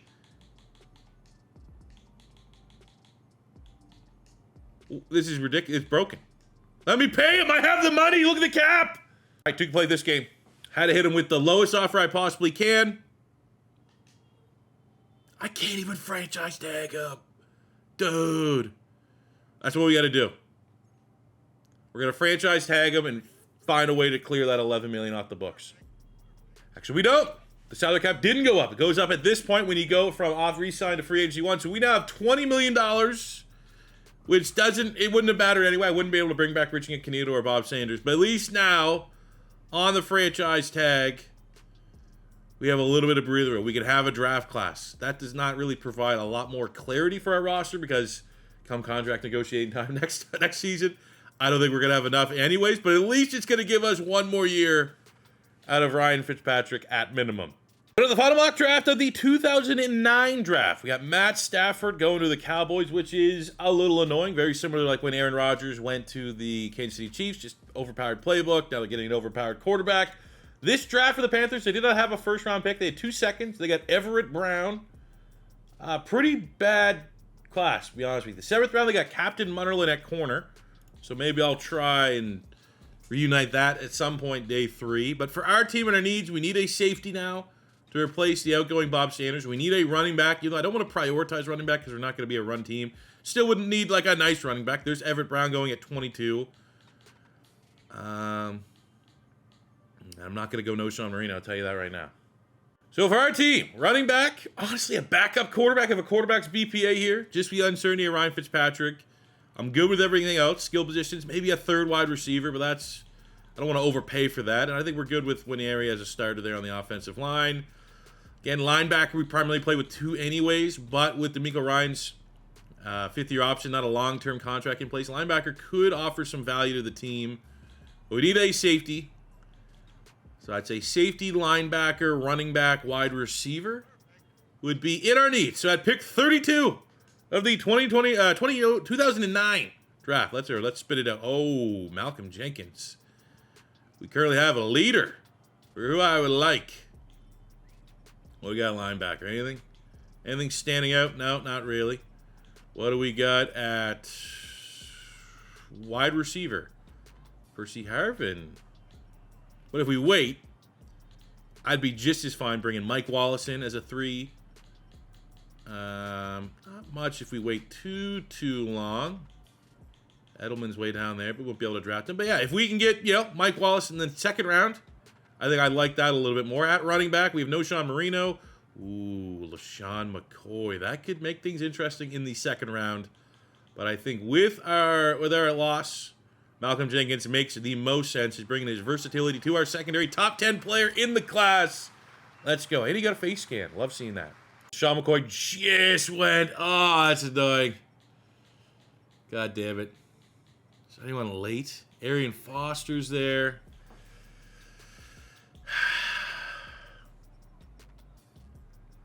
Damn it. Kenny Britt.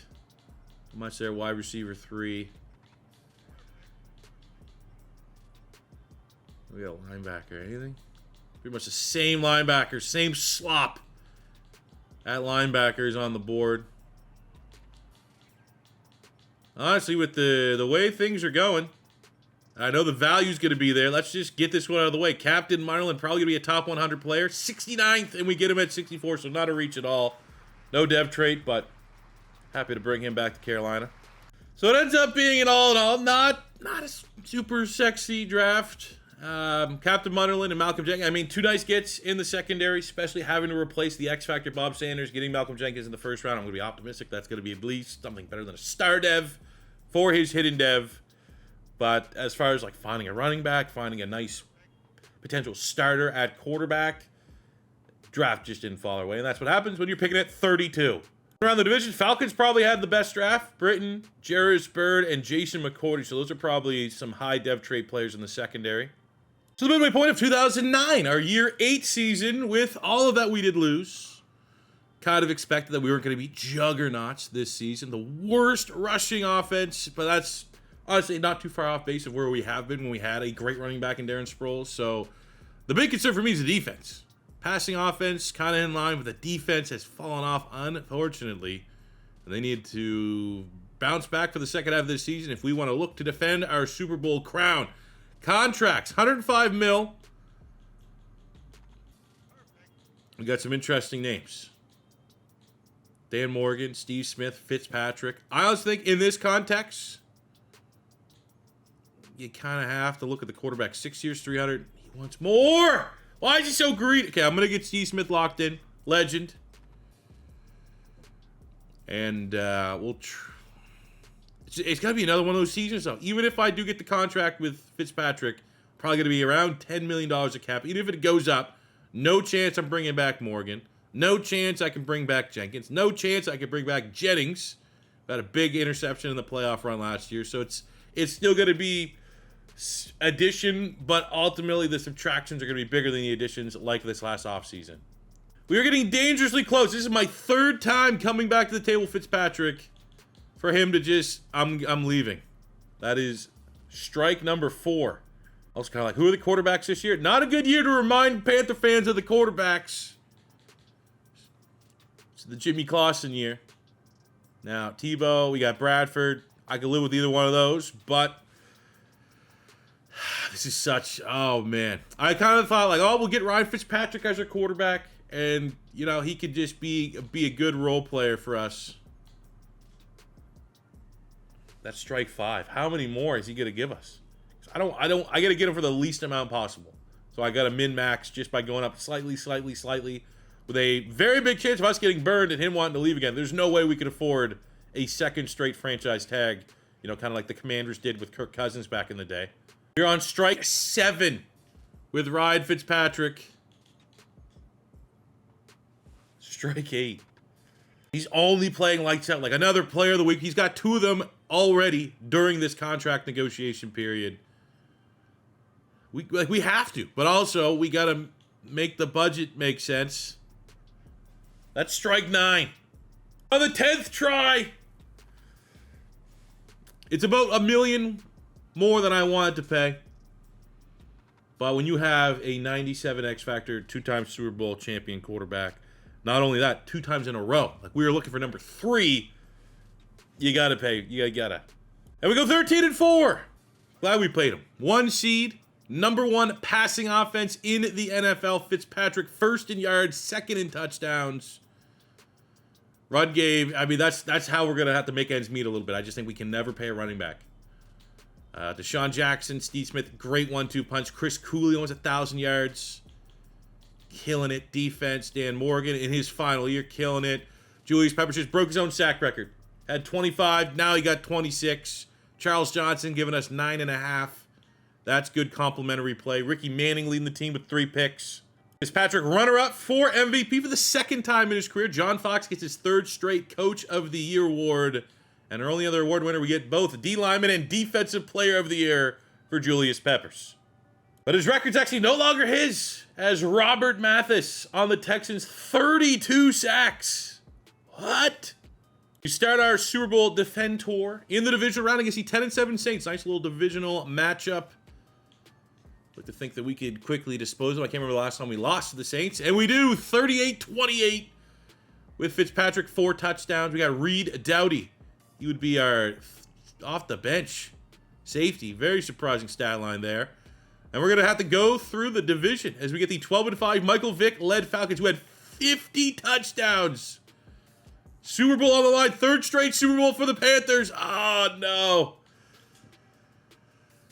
Ran out of juice. Close game. 21-28. We had the turnover. Both quarterbacks played well, but Fitzpatrick with the turnover could be the deciding factor there. Mark Clayton went off. 158 yards, 2 touchdowns. They had more sacks than us, and the lone pick, Lee Bodden.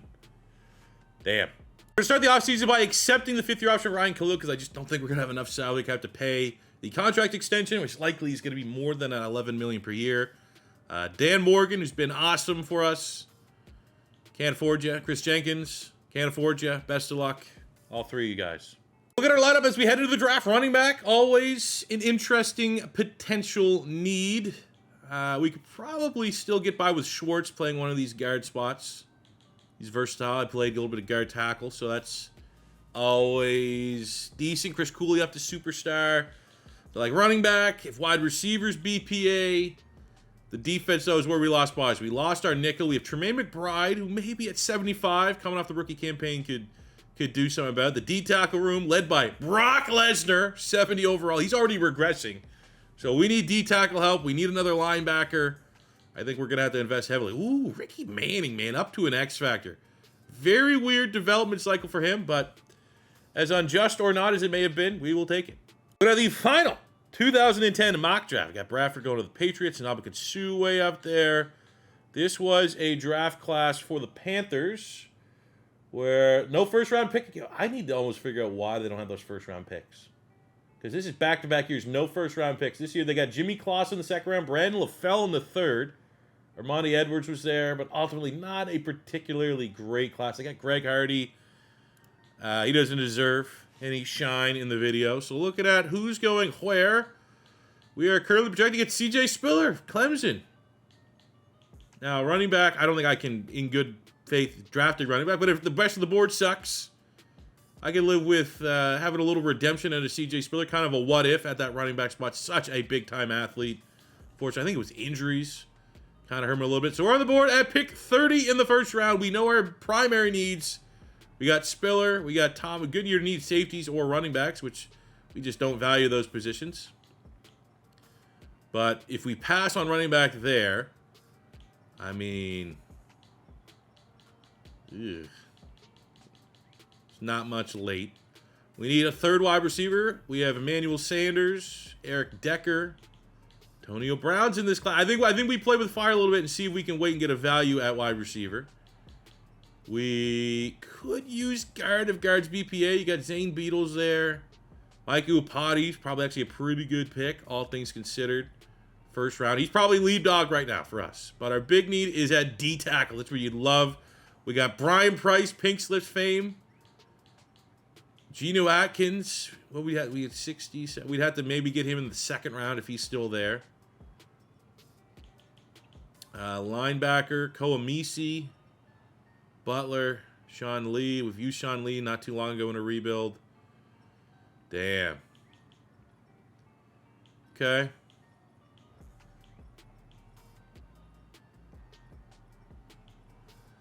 I think Upati makes the most sense here. It's not the sexiest pick, but he's probably going to be a top 20 player. Exactly. Number 19, and he rolls a dev trade. And in the 2nd round, he's still on the board. We're going to be able to go get Geno Atkins. Number 12, hidden dev beast, man. Absolute beast. Damn it, AB gone. So we'll get a guy that had a nice NFL career. Brandon LaFell at wide receiver. Ooh, Jesus. Thought he'd be a lot better than that. Come on, he was Jamarcus Russell's dude at LSU. Brutal. So to look at our draft recap, end up with, it's very top-heavy. Kind of was just going for guys with player portraits, to be honest with you, into day 3. But Brandon LaFell, 61. That is about 5-6 points lower than it probably should have been. Is what it is. But the fact that we're able to stack 2 outstanding picks in the 1st and 2nd round at positions of need, I'm not going to be too upset. Ooh, Saints get a big dog there, and Pouncey in the 1st round. Bucks also hit a home run getting Eric Berry. Even the Falcons being able to bring in Jermaine Gresham. He could be a superstar dev tight end for Michael Vick. So looking at our team, and we always need to do like an update every year because we're at that spot where we just lose so much talent thanks to the Ryan Fitzpatrick, Julius Peppers contract. We're going to slide Schwartz from tackle into guard. Mike Upati is going to start at guard, which gives us an offensive line that you feel pretty damn proud of. I mean, this offense outside of our run game is probably one of the best offenses in the NFL. The defense is where we're a little bit worried. We only have like D'Amico Ryans at linebacker. The addition of Geno Atkins, superstar. That's a win. Brock Lesnar, it'd be nice if Brock Lesnar steps up a little bit. Branch and Jenkins give us some nice upside at safety. Our corner room. I mean, we need Marlon to step up in that nickel spot, but, you know, we're far from a complete team, which you could probably make the argument the 2 years that we won the Super Bowl in 07 and 08, we were a complete team, no weaknesses. But we're still a damn good team to compete and challenge here in year number 9, better known as the 2010 regular season. At the 2011 draft class, it's not going to work out for at least him and us. Mid-season 6-1, and I expect as long as we do have Fitzpatrick and Julius Peppers on the team, we're going to be good. It will never be. I mean, the defense. I mean, Peppers he gets his own. He puts up his sacks, but the rankings for our defense is concerning for whether or not we can go on a deep run or not. But I think we still have the key pieces here. $57 million remaining. Salary cap, probably going to the end of Mr. Brock Lesnar. Unless he wants to come back on this one-year deal, which he's paid dividends, man. Absolute kind of Hail Mary pick there. Charles Johnson, D'Amico Ryans, Ricky Manning, all looking to get paid. If you're looking as far as like upside, definitely want to keep Charles Johnson here. Let's see if we can lock him on a 5-year deal. Probably $1 million or $2 million more to get that one across the line. We have nothing at linebacker. So I think we also got to get D'Amico Ryans under contract here for 5 years. For about $500 million more, Charles Johnson signs for the rest of his prime. Just like earlier in the rebuild, we had 3 straight 8-9 seasons. We get our 3rd straight 13-4 season. We are the 1 seed and divisional champions. So utter dominance by Ryan Fitzpatrick and company. Fitzmagic on point, 1st in yards, 3rd in touchdowns, in a 40 touchdown and 2 picks. He might have his first MVP when all is said and done. 13 yards, 13 touchdowns, C. Smith, 11 and 15 for Deshaun Jackson. Brandon LaFell, 60-some overall or not, almost gets 1,000 yards. Chris Cooley was great as well. Defensively, D'Amico Ryans. That's sick. Our sack numbers are up. 23 Peppers, 17.5 for Charles Johnson, 10 from Geno Atkins, with Ricky Manning, who is unfortunately going to be in his final year here as a Panther. Great 7-year career. Got the dev trade as well. We just don't have the funds anymore. Wow, the streak ends. Justin Tuck ends Julius Peppers' streak. That is, hey, it's worth mentioning. Fitzpatrick, 3rd time he's been runner-up for the MVP. John Fox gets his 4th straight Coach of the Year title. Our only award winner this season was Fitzpatrick getting QB of the Year. That's pretty much a sympathy award. We bring our number 1 offense into the playoffs against a Bears team that's also very potent offensively, led by Reggie Bush and Alex Smith. Urlacher still doing his thing. It's going to be a tough game. And our number 1 offense fell flat on their goddamn face. 1 and done, pulling a Dallas Cowboys here. 10 points. Number 1 offense, huh? Do we got to give credit where credit's due to the defense here? They got Tommy Kelly, 2 sacks. I mean, we had more sacks. Our premier guys showed up. No turnovers. But you go in the playoffs with number 1 offense, you only get 1 touchdown and 10 points. Unacceptable. This might be playing with fire a little bit, but we're going to decline the 5th-year option for Deshaun Jackson. See if that long-term extension is a little bit better than that 5th-year option. Ricky Manning can't pay $20 million to bring you back. So we're looking for a new starting corner in the offseason. We have the final 2011 mock draft. Now, I have seen Cam Newton plenty of times fall. We could have an interesting decision on our hand. We'll see. Usually the mock draft is somewhat close. Big names in this class. This is one of the most talented draft classes of all time. And Cam's fallen a little bit. He falls to 14. So at least that temptation is not going to be there if he was still on the board. We are currently projected to get Marcus Gilchrist. No, thank you. I don't think we will be going that way. Looking at the rest of the class, outside of Cam Newton, was not a great class for the Panthers, so I don't think we're going to have any targets that follow the realistic 2011 Panthers class. For our team, I mean, offensively, you can always, say running back could be in play, but again, we just don't value the running back. So, maybe, honestly, if a wide receiver's there, just with the uncertainty of if I can even pay Deshaun Jackson and Steve Smith at that point where he's still playing at a high level, but regression, he's becoming an old man, a veteran wide receiver would be interesting. But I think this is going to be another draft that we're going to focus on the defensive side of the ball. We need another corner. We need another D tackle. Could always use a linebacker, even with Joe Mays getting that sympathy star dev just because he was a normal dev and played a whole lot of snaps last year. Okay, got plenty of options. Look at the mock draft. It holds true. Cam Newton does go 14 to the New York Giants. We know our board. We know what we want. We need a player within the top 60. That is what is up for grabs for us. So looking at the running backs, we could go DeMarco. We got Mark Ingram there. Not really much if we wanted to wait super late in this class. Wide receiver, Torrey Smith. I mean, he actually played for the Panthers, so we could draft him and not feel super guilty about it. Defensively, at D tackle, Jarvis Jenkins, Terrell McLean, Stephen Pailla. Not much there, and Casey's a little too rich for us with our house rules of how and when we could draft players. At linebacker, and with Houston, Kelvin Shepard. He played for the Panthers for a minute.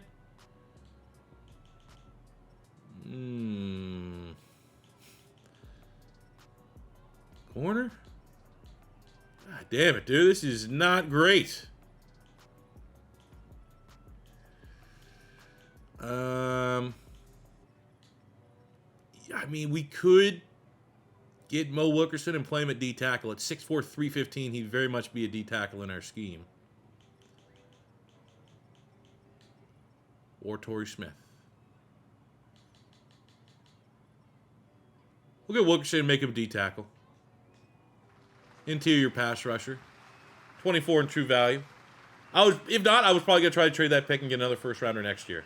Second round, we'll trust our board. Mason Foster was scouted as like a third round talent. We are pretty much in the third round. It's 97 at 60. Ugh. Okay. So we are now looking for a corner. I'm going to say this because I've already looked and it's going to work out well. So we get a pick within 32 picks of where we're at. We're at pick 64, 80, 90. We get picks up within like the top 125, 120-ish. What corner is 120 on the board?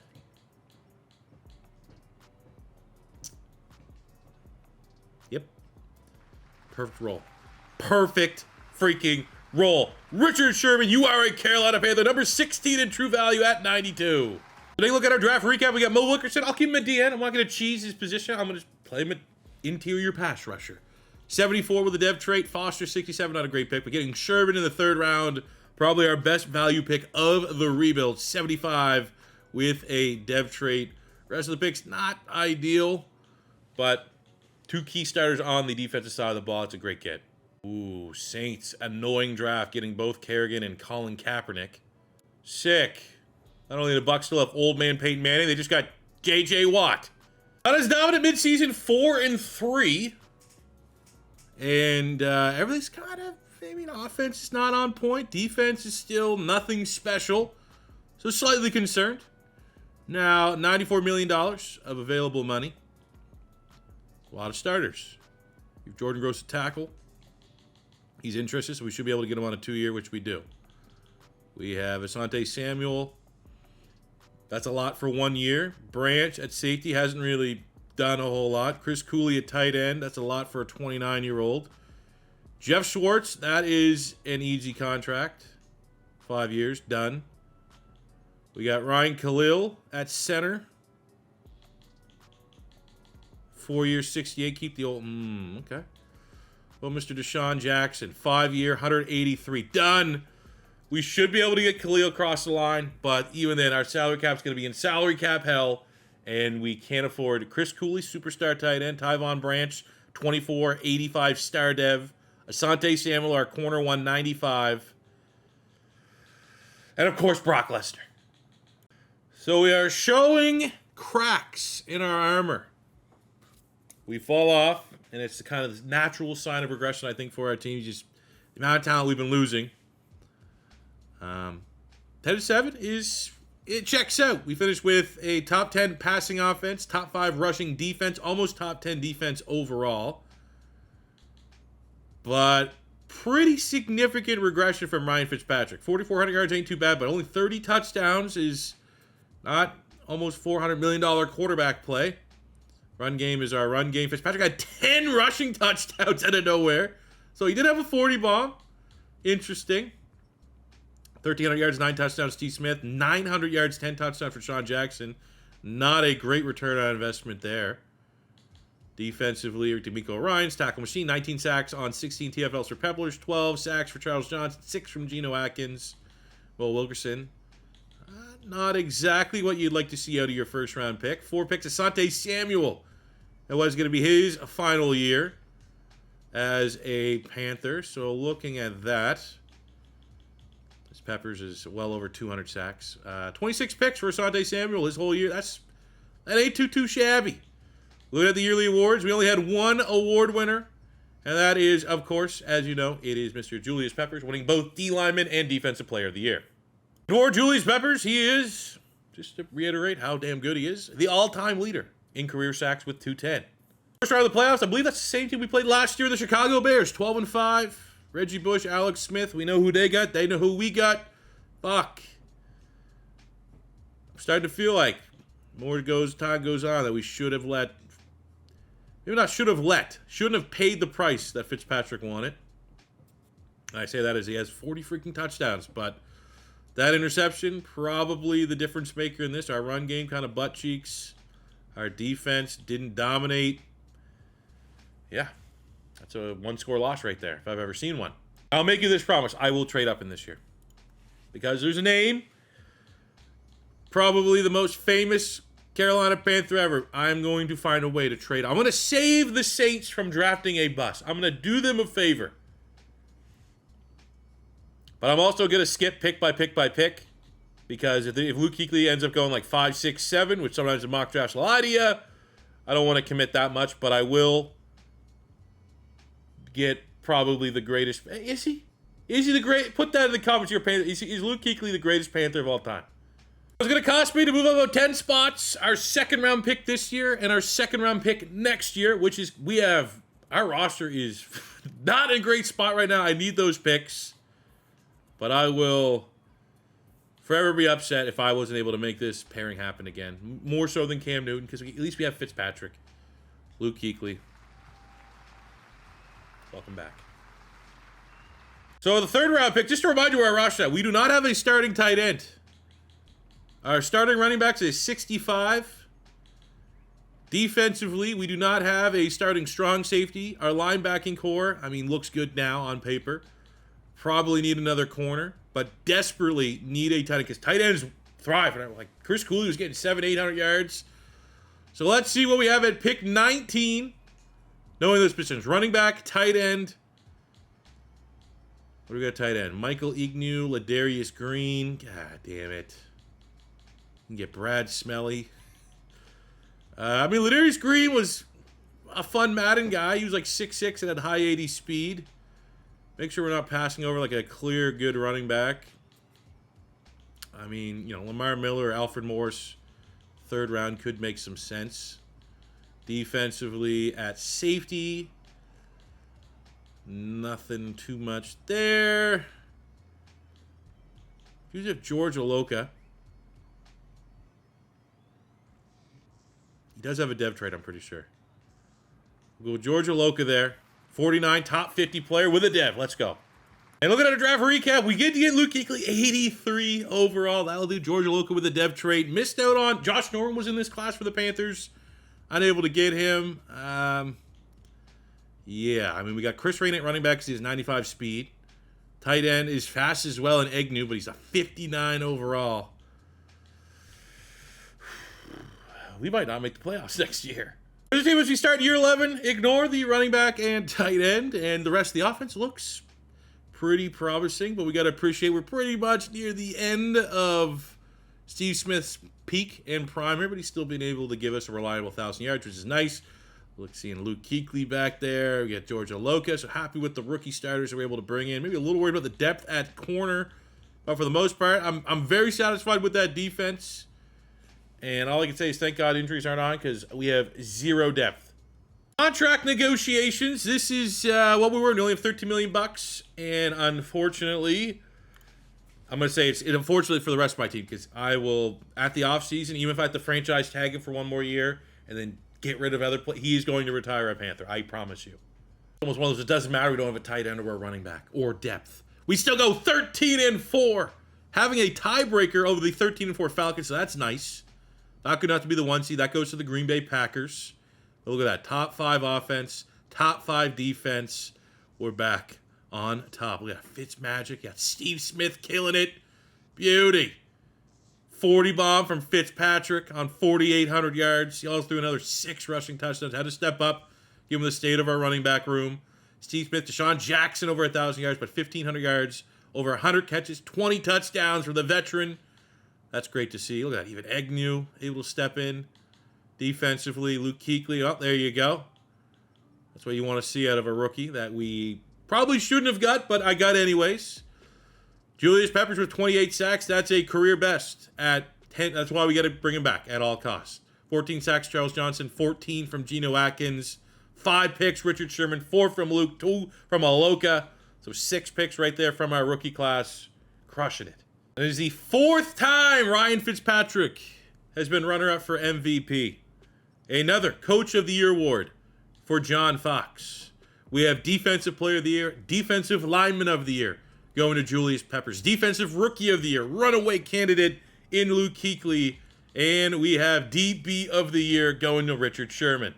But no matter what way you cut it, being 13-4 and not getting a first-round bye is always very annoying because randomness can always creep its head up. Seattle is not a bad team at all. They have a 91 overall offense, and we're fucking one and done again. God damn it. Ever since we paid Ryan Fitzpatrick, it's not been great. We just lost and get Jamarcus Russell, threw it all over our goddamn team. Wasn't Fitzpatrick's fault. Makes it sting, I guess, slightly less. That Seattle didn't go on and win. They just lost to the final boss, Kansas City Chiefs. So here's how we got to approach it. Lowball them so I can franchise tag them. And this is, it ain't going to be like the $20 million. $40 million. So we are 12 in the red. Now there's still a chance that when we go to the next stage, let's just keep it here live. I declined the option on Mike Upati. That will get enough money to go in the green. If not, we might have to cut a couple players. And we have no depth really anyways. Look at that. Salary cap goes up $38 million for the Panthers. A little bit of breathing room. And we're going to spend a little money in free agency. We lose Jason Peters at left tackle. I'm going to bring in Phil Loadholt, 27.78. Just won't expose the rest of our offensive line, which is intact. And LeGarrette Blount as a start of on the open market. He's 12 overall points better than our current starting running back. So let's just bring him in on a very reasonable deal because we all know very limited amount of opportunities for a running back in our offense. So why not give Blount a chance? We're going to leave Honnold, 2013 mock draft. This is, not a great draft class. This was not a particularly great draft class for the Panthers. Outside of one pick, they got Star Lotulelei in the first round. He never panned out. A.J. Klein was a 5th round pick. But the big get was K'Wan Short in the 2nd round. So we'll see where he goes. I'd bring him in. Let's see. Actually, we might have a chance just to get him. We have, ooh. Ooh. Okay. Decisions to be made. So I picked 24 in the first round. Yep. Le'Veon Bell's there. If we want to go running back. Which, I mean, even we didn't pay barely any money. But I still also think we need to understand that running backs, even if we get Le'Veon Bell, there's a chance, a very small chance, that he elevates. Oh, I love Keenan Allen. Maybe if he's there in the 2nd round. I doubt he will be. Got Zach Ertz at tight end. You got Kelsey. Can't get Kelsey. Could draft Ertz. The offensive line, Taron Armstead. Now, my question is, if we wait till the 2nd round, can we get K'Wan Short in the 2nd round? It'll be close. Don't need D-tackle. We have Geno Atkins. We have Mo Wilkerson. I'm thinking, honestly, looking at this, Zach Ertz got to kind of be the pick here. Pick 44. You know he's going to be good. Nice. Top 10 player. Let's go. This second round pick's going to be where all the value is at. Kelsey gone. Jordan, I mean, we already got our tie. Keenan Allen goes 73 to the Commanders. That one stings a little bit. AJ Klein off the board. Bakhtiari, but I think K1 Short's still there. We can make that happen.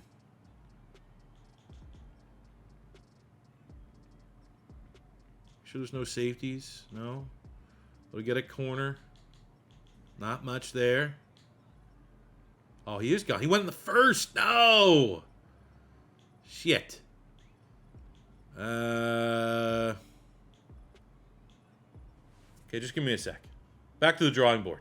All right, so we got Zach Ertz. We need a running back. We don't need a running back. Wide receiver. Steve Smith retired?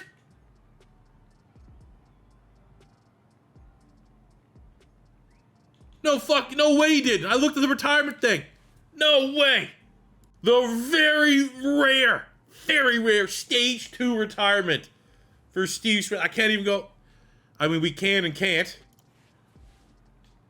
Go look at, oh, that is, what a wet fart of a way to end it. We can at least look here for our Panthers numbers. You can get his stats from here, luckily. He had over 1,000 catches, 147 touchdowns, 15,000 yards. Second stage, so that makes the Keenan Allen go in a couple picks before us sting even more. We do have Zach Ertz, who could step it up a little bit. But looking at the wide receivers, yeah, maybe we just bring in the speed of Marquise Goodwin. A lot of speed between him and Deshaun Jackson. Number 47 in true value, has a dev trait, and 98 speed. Go to the draft recap. Zach Ertz 76 with a dev trait. Goodwin 71 with a dev trait. We got Bleedy Wilson 68 at corner. He's his own corner. Fits our scheme. Man.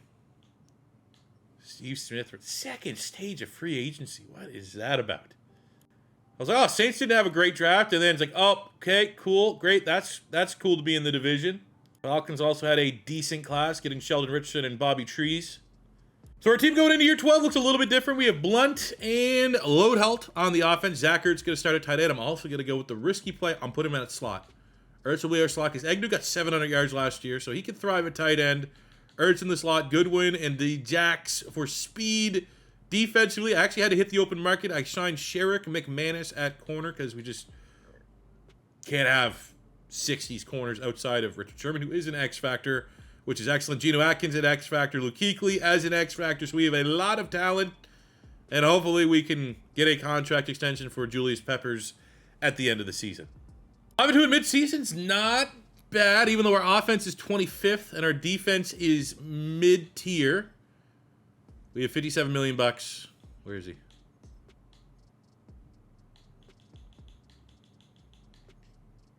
There we go. Don't have to worry about it. He got paid. Can anybody else get paid? Can anybody else? We have Jordan Gross. Nope. We have Mike Upati. Maybe. Malcolm Jenkins. Nope. Geno Atkins. Nope. Let's see. Can we get Upati? 3-year, 38. Done. But we are going to be down. Geno Atkins. X Factor. Malcolm Jenkins.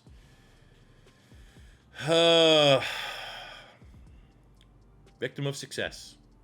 Doesn't matter. We end up with our second, tied for first, second time. We've hit 14 wins in a season. 1 seed. NFC South champs. Top 10 passing offense. Number 1 overall defense. And far and away the best team in the NFC South. 22 touchdowns for Ryan Fitzpatrick. What? Our run game, not great. Zach Ertz crushed it. You got a little Philadelphia Eagles duo there. Just under 1,000 yards for the rookie Marquise Goodwin. Defensively, Luke Kuechly, tackle machine. 20.5 sacks, Julius Peppers. Geno Atkins with 14.5. Charles Johnson, 9.5. 4 picks. Luke Kuechly leading the team. Not gonna lie. Outside of the sacks, nothing about that team says 14 wins. Julius Peppers ends up getting his 9th Defensive Player of the Year award, and we also have Ryan Khalil win Lineman of the Year. I guess in case he somehow surprisingly retires, the greatest defensive player in NFL history, Julius Peppers. 1,500 tackles, 195 TFLs, 258 sacks, and he has 10 picks. Just disgusting. So we're able to kick our feet up and we await the 11-6 Minnesota Vikings, who are pretty damn good. Really good offense. Really solid defense. We are 2 straight years of 1 down. Hey, there we go. Flex our muscles a little bit. 41-35. We defeat the Vikings on a 4-touchdown performance from Ryan Fitzpatrick, punching our ticket to the division championship game against the 11-6 Seattle Seahawks. They got Clay Matthews, Shady, Jamarcus freaking Russell. Come on. Back to the Super Bowl. Can't lose to Jamarcus again. There we go. Ugly, ugly. 16-6. Don't matter. We run the football, and the greatest player in NFL history, 10 tackles. That's the thing that's even more impressive. Sometimes you get these pass rushers. Like, Peppers is, always up there in tackles as well. We got an absolute Cinderella team on the other side. 8-9, below 500 Vegas Raiders. They got Carson Palmer, Patrick Willis. Let me look here. Tommy Harris, Patrick Willis, Carson Palmer, Richie Incognito. That's where he ended up. Brent Selleck, Antonio Cromartie, Tamba Hali, Anthony Davis, Ryan Matthews, Torrey Smith. Pretty good team. Not better than us. And I know we've said it a couple times in this rebuild, but I think, what we're about to lose, I don't think you can replenish that in one draft. So this might be our last time here in a minute. Maybe the last time we'll be a legitimate contender to go here under Fitzpatrick. But when you got a defense that can play as well as ours and make games as ugly as we can, you can win with just field goals only. Look at this. If we get a touchdown, this game's over. There we go, baby. Come on. Oh, they score. End of game. We have 2:46 to put this game away. Let's come in here. Let's come in here for one throw. 3rd and 4. Can we go slant? Deshaun Jackson. Or shot play. Marquise Goodwin. Just got a Norton antivirus. Hey, you want to install Norton? No, I'm not 70 years old. Let's go! 98 speed. Speed kills. And that is a 3rd Super Bowl for your Carolina Panthers. 2010. Over the Vegas Raiders. A 3-0 playoffs. Let's go, baby. Fitzmagic does it again. John Fox. 1, 2, 3, 4, 5, 6-time Coach of the Year. John Fox gets the job done. Fitzmagic, probably his worst season as a member of the Panthers, and still this team can dominate their way, grind their way to a Super Bowl championship. Now we're going to be losing a lot of guys. Malcolm Jenkins, Geno Atkins. But as long as we have Fitzmagic and Julius Peppers, we're always going to be competitive. We're always going to be in the hunt. And at least Jordan Gross, guy that we couldn't afford to pay, he retires, goes out on top. He's a one-club player, but we got to find a new tackle. We'll accept the 5th-year option of Wilkerson, but everybody else, with only $23 million remaining, can we offer a contract to Jenkins? I don't think so. Ooh. I mean, we at least can offer it. Yeah, go fuck yourself. We spent a little bit of money in free agency. Here's how it could work. Because Jeff Schwartz was drafted as a tackle. We moved him in a guard. I think we can move him back out to tackle. And we got John Asamoah to play at that guard spot. We got Alteron Werner at corner, 25.77. And Tony Jefferson, 22.75, with a dev trait at safety to take over for Malcolm Jenkins. So our team go to the draft. We don't have to draft anything if we don't want to. I think we can go kind of BPA here. Offensive line is solid. Could use another wide receiver for sure, but not super concerned about it. On the defensive side, we need D-tackle. I think we double up on defensive tackle. Could look at corner. Feel good at linebacker. I'm not going to move either one of these guys to outside because then they'll get charged like an edge rusher if they hit the open market. But a linebacker would be nice, but D-tackle easily is our biggest priority as we take a look at the 2014 draft class. Final mock draft here. Got some big-time names. This was a class that who were the Panthers picked? 2014. Not a draft they want to remember. They got Kelvin Benjamin in the 1st round, Coney Ealy in the 2nd. Trey Turner in the 3rd was good value at guard. But for us, I mean, D-tackle would be nice if Aaron Donald kept falling down the board there a little bit. We are projected to get Jawan James at tackle. No. So pick 32. We desperately Need D tackle. Look at the wide receivers that are there. It's a great wide receiver class. Allen Robinson still on the board. Devontae Adams still on the board. We may have to look at those guys in the second round. We're pretty happy with where we're at on the offense. Even though, I mean, Trey Turner could have been an interesting fit.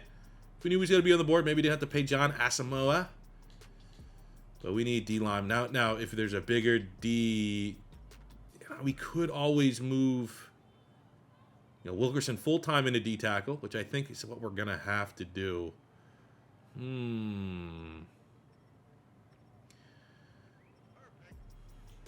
I think maybe our best bet is if we can get Stephon Tuitt. What's his spot? We can pick within the top 60, 66. We'll get Stephon Tuitt. Him and Mo Wilkerson will be our new D tackles. 33 at 32. Ain't mad at that. He was real underrated for the Steelers. Of course, now the wide receivers are going to be available. Okay. I mean, Trey Turner's still there. Just BPA. Line him back up again. Maybe there will be another. Obviously, no dev trait. It's a little surprising, but how expensive our team is and shuffling names around, you can never have enough depth on the offensive line. Grab Bashad Breeland at corner, and I'm going to double back up at corner in a second. But he's a good value pick, 82. No dev trait. We're zone defense. He's B zone coverage. Not bad. We're going to follow it up. Malcolm Butler, day 3 pick at corner, 56 true value, and a dev trait. Let's go. Now look at our draft recap. Stephon Tuitt, 72 overall, but when I move him to D tackle, let's see if he might go up a little bit. I could see him go up to like a 74. I could also see him maybe staying put, unfortunately not. Yeah, there we go, 74. Trey Turner, 73. Breeland, 69. Butler, 70 with a dev trait. Got Matt Filer, 5th round at tackle. No dev trait, but a 70. Looks like he might need a little bit of a haircut, but all in all, pretty happy with that class. That's a good class. A lot of depth. Saints kind of crush it, getting Ryan Shazier and Carlos Hyde. Bucks kind of kill it. They get Jake Matthews and Kyle Van Noy.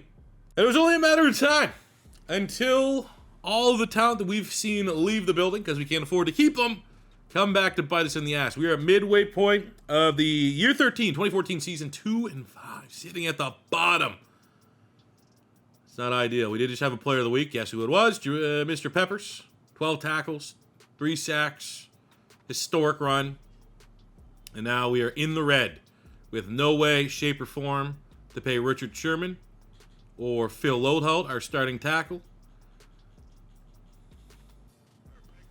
And I'm worried about our ability in the future to pay Luke Kuechly.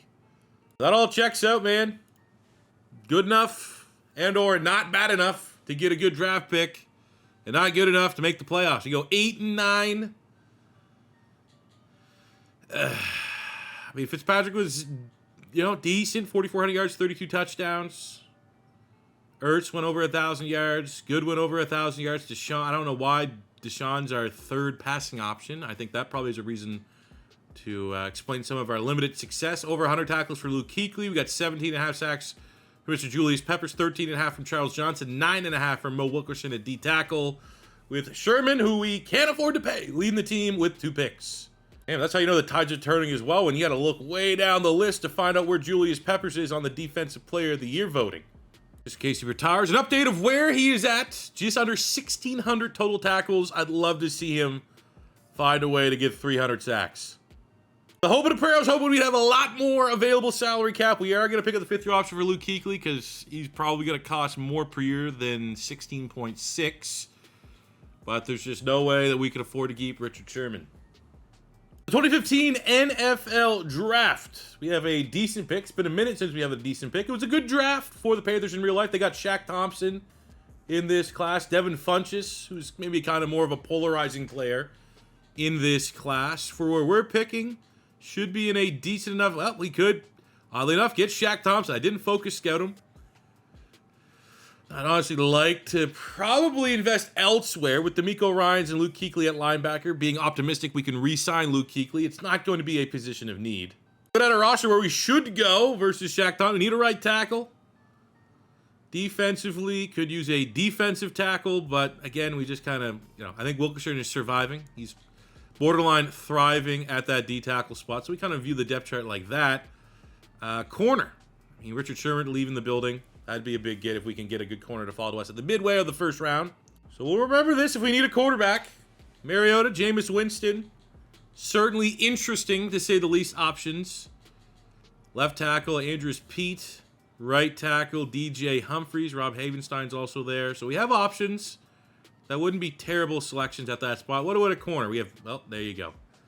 That's going to be our guy. He was my favorite corner in that class as well. Marcus Peters, absolute dog. #1 in true talent. Let's go. Now into the second round. This might be worth taking a look at. I don't get the 5th-year option. Let's do it, man. Very interesting opportunity presenting itself. Mariota, #12 in true value at 48. Has the dev trait, 90 acceleration, 90 speed, 94 throw power. We may have, like I say, a quarterback controversy on our hands, but we have a successor here. And come next contract for Ryan Fitzpatrick, yeah, I'm kind of sick and tired of these contracts destroying the rest of our roster. Now, UDFA players, if they're still available in the 7th round, I kind of have guilt-free. We need a tackle. Trent Brown out of Florida, still on the board. Gigantic human being. Well, no one else took him. Might as well be us. So looking at our draft recap, ends up being very, very stellar. We get the #1 player in the class of Marcus Peters, 78 with a dev trait. Marcus Mariota in the 2nd round, a succession plan at quarterback. He's probably a better scheme fit than Ryan Fitzpatrick ever was. 74 with a dev trait. A couple nice picks here. We finish up with Trent Brown in the 7th round, 74 hidden dev. That's going to be a plug and play for us at right tackle. So after the selection of Marcus Mariota, contract extensions have not gone well between Ryan Fitzpatrick and the Panthers organization. And knowing that, me personally, I'm just sick and tired of having a $400 million quarterback on the books, I think it's time to trade him. And the price at which I think whatever offers we get in, we need to consider. Because what would a 98 overall, 3-time Super Bowl champion, that's still an X Factor cost? A lot. So looking at the offers, we got 3 first-round picks. And Dwayne Bowe. Nah. Michael Crabtree. Nah. Eric Berry, 26. 2 first-round picks. Don't need a safety. Devontae Adams. 3 first-round picks. 22 years old. 87 superstar. 3s. Ooh. That's a pretty good offer right there. Macklin, Fuller. Meh. Khalil Mack. 2 first, a second. I mean, I think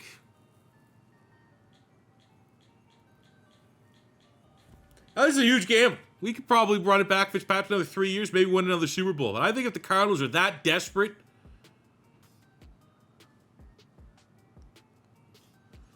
appreciate everything he's done.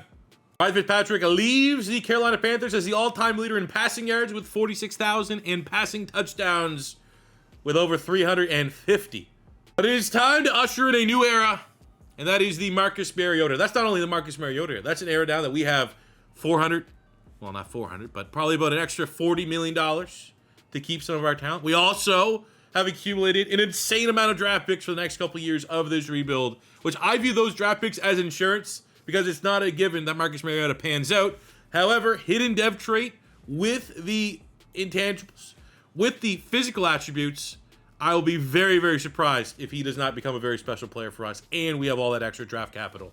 But we're going to show a vote of confidence for the Heisman Trophy winner and put the C on his chest. It's his team now. Mid-season, with the drastic change of trading maybe the, he's not Tom Brady, but we just traded away a top 3 quarterback in the NFL. We are 4-3 going with the Young Bucks, and I don't think the stats are drastically off where they were, and our defense is still playing at a high level. And look at this! We have salary cap again! I don't have to literally look at everybody with a sad face and be like, oh, they're gone. So let's see, we got Julius Peppers. You are retiring. There's 2 years. We have Mo Wilkerson. You've been awesome. 3 years for you, buddy. Appreciate it. We have Ryan Khalil at center. Okay, maybe not there. 4-year Georgia Loca, I can live with that. D'Amico Ryans, still playing at a pretty high level. 2-year deal, can live with that. What else we got? I mean, a lot of these other guys could probably, they're depth guys for the most part. Charles Johnson, that's a lot for his age, but he's been very productive. And we got Ryan Khalil, just not a 1, 2, 3, 4, 5. 1, 2, 3, 4, 5. I think we might need to let these guys walk. A little expensive for me. So, yeah, we have 10 skill points here to upgrade on. Mark, 10! I've never seen 10. Why do we have 10?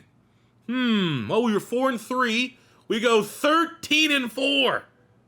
Ladies and gentlemen, that is 13-4. Pretty much just didn't lose. And Marcus Mariota has first in yards, first in touchdowns as a rookie. Now, the interceptions could hurt his MVP voting, but whether or not it was the right time, the right decision, we just did like a rebuild saving move. And I'm gonna, all due respect, look, he get 45 touchdowns, 47 touchdowns, even better. Davante Adams, we just got a leading receiver now. Still got 1,000 for Goodwin, 1,000 for Deshaun. Zach Ertz with a good year. Luke Kuechly, tackle machine, 24.5 sacks from the Aegis Wonder Peppers, 15.5 for Charles Johnson, 9.5 Mo Wilkerson. I'm kind of thinking we need to pay Charles Johnson. George Oloka got himself a new contract. He got 3 picks leading the team. As rookie, Marcus Mariota, a bust in real life. He's getting a chance. He's getting a mini career revival rebuild right now. And on top of that, John Fox gets another Coach of the Year award. We get Defensive Player of the Year and D Lineman of the Year going to Julius Peppers, and Offensive Rookie of the Year, obviously. Run away with Mariota, your league MVP. Ryan Fitzpatrick, he was probably what he would have given us. Not bad, not great.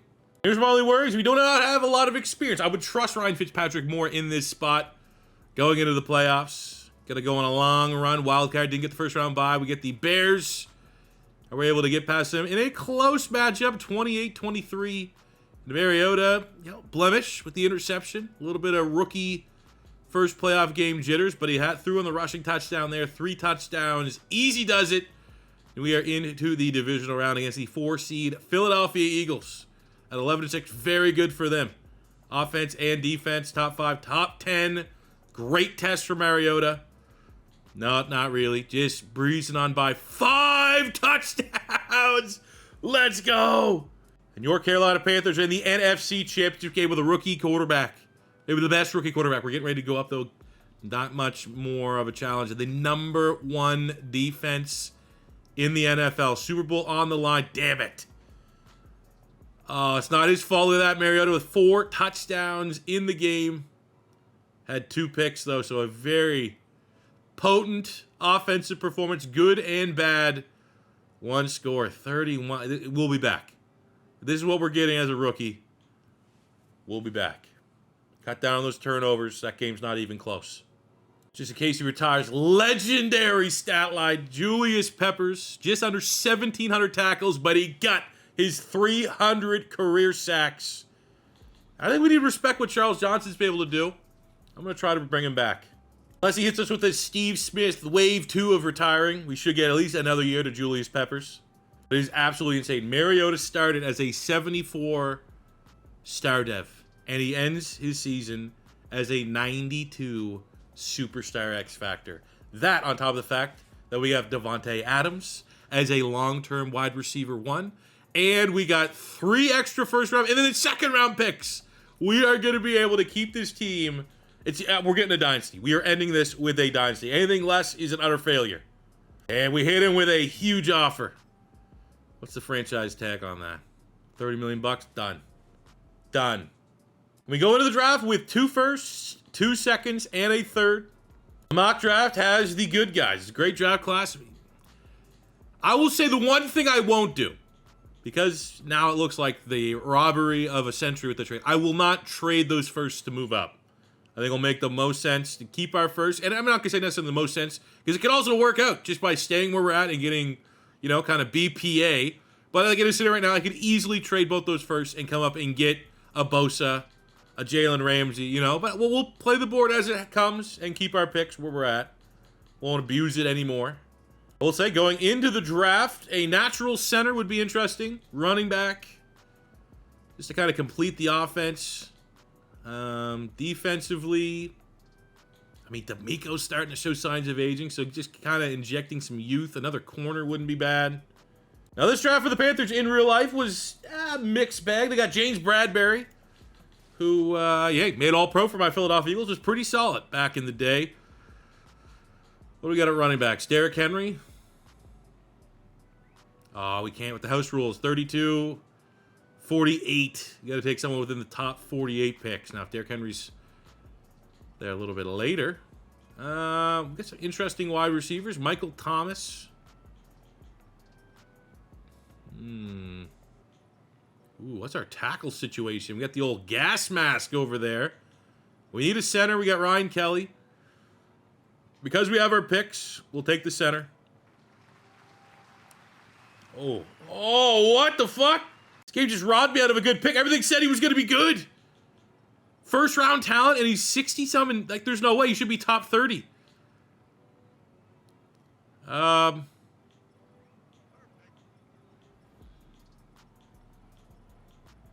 mean, Michael Thomas is still there. Sean Jackson is getting up in age a little bit. Look at the running backs. Could you say screw it and get Derrick Henry?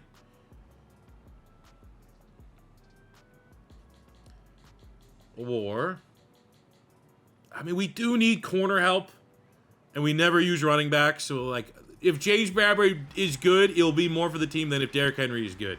42 at 29. We roll the dev trait. We'll start off our second round picks. Grab a nice slot wide receiver here in Tyler Boyd. Top 100 player in the class. Rolls the dev trait. And we'll get a little pass rush help here in case Julius Peppers does retire. This is his final ride. Yannick Ngakoue. Top 50 player with a dev trait as well. Get a running back. Well, we'll get poor man Derrick Henry. Jordan Howard. He was nice for a minute. Hell yeah. Pretty slow. Take a look at our recap. We got 3 more drafts of this. Of 2 firsts, 2 seconds. Decent start. Not overpowered by any means. Hopefully the Cardinals suck and we get a better pick than 16th. But Ryan Kelly, 73, normal. Kind of stinks. But we get James Bradbury, Tyler Boyd, and Yannick Ngakoue. All 70 plus with dev traits. Jordan Howard rolled a dev trait as well. So pretty happy with the haul, all things considered.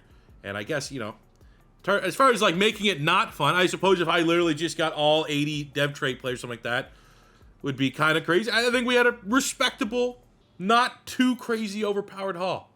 Not too crazy around the division outside of pick 1-1. The Bucks get a new franchise quarterback in Jared Goff. Maybe we got one in Atlanta as well. A Michael Vick successor in Dak Prescott. Another reason why, maybe we wait on running back. I will, in cases, trade up. Like the Luke Kuechly situation, I would trade some of our draft haul to go get him. I didn't even really think about this, but that'd be kind of cool to run that one back. Kind of answers a what if he could finish his career, be a one, you know, not get traded away. 5-1 at the midway point of the 15th season of this rebuild, 2016 regular season. Offense not as hot as it was last year, but the defense is as good as it's ever been. Coming off of, yeah, it's just, he's the cheat code. It's literally, it makes no sense how good, I'm looking at it, Joe Flacco's crushing it for the Eagles, which kind of sucks, but it makes no sense how good Julius Peppers is. 8 tackles, 6 sacks. He's a god. $171 million of salary cap, so we're going to start with Luke Kuechly, 7-year deal. He is here for the rest of this rebuild. I'll pay him a little bit more. Zach Ertz has been awesome. Don't want to overpay like crazy, but I think it's worth keeping him down. Sean Jackson became a little more expendable with the addition of Davante Adams. Got some contracts here. Let's go Jeff Schwartz because he wants to be here. We don't have to overpay him. Interesting. Because we have so many draft picks. I almost feel like if you're not a bargain, like John Asamoah is nice, but we have Trey Turner sitting on the bench. He could slot into that left guard spot. Ayupati's looking for 58.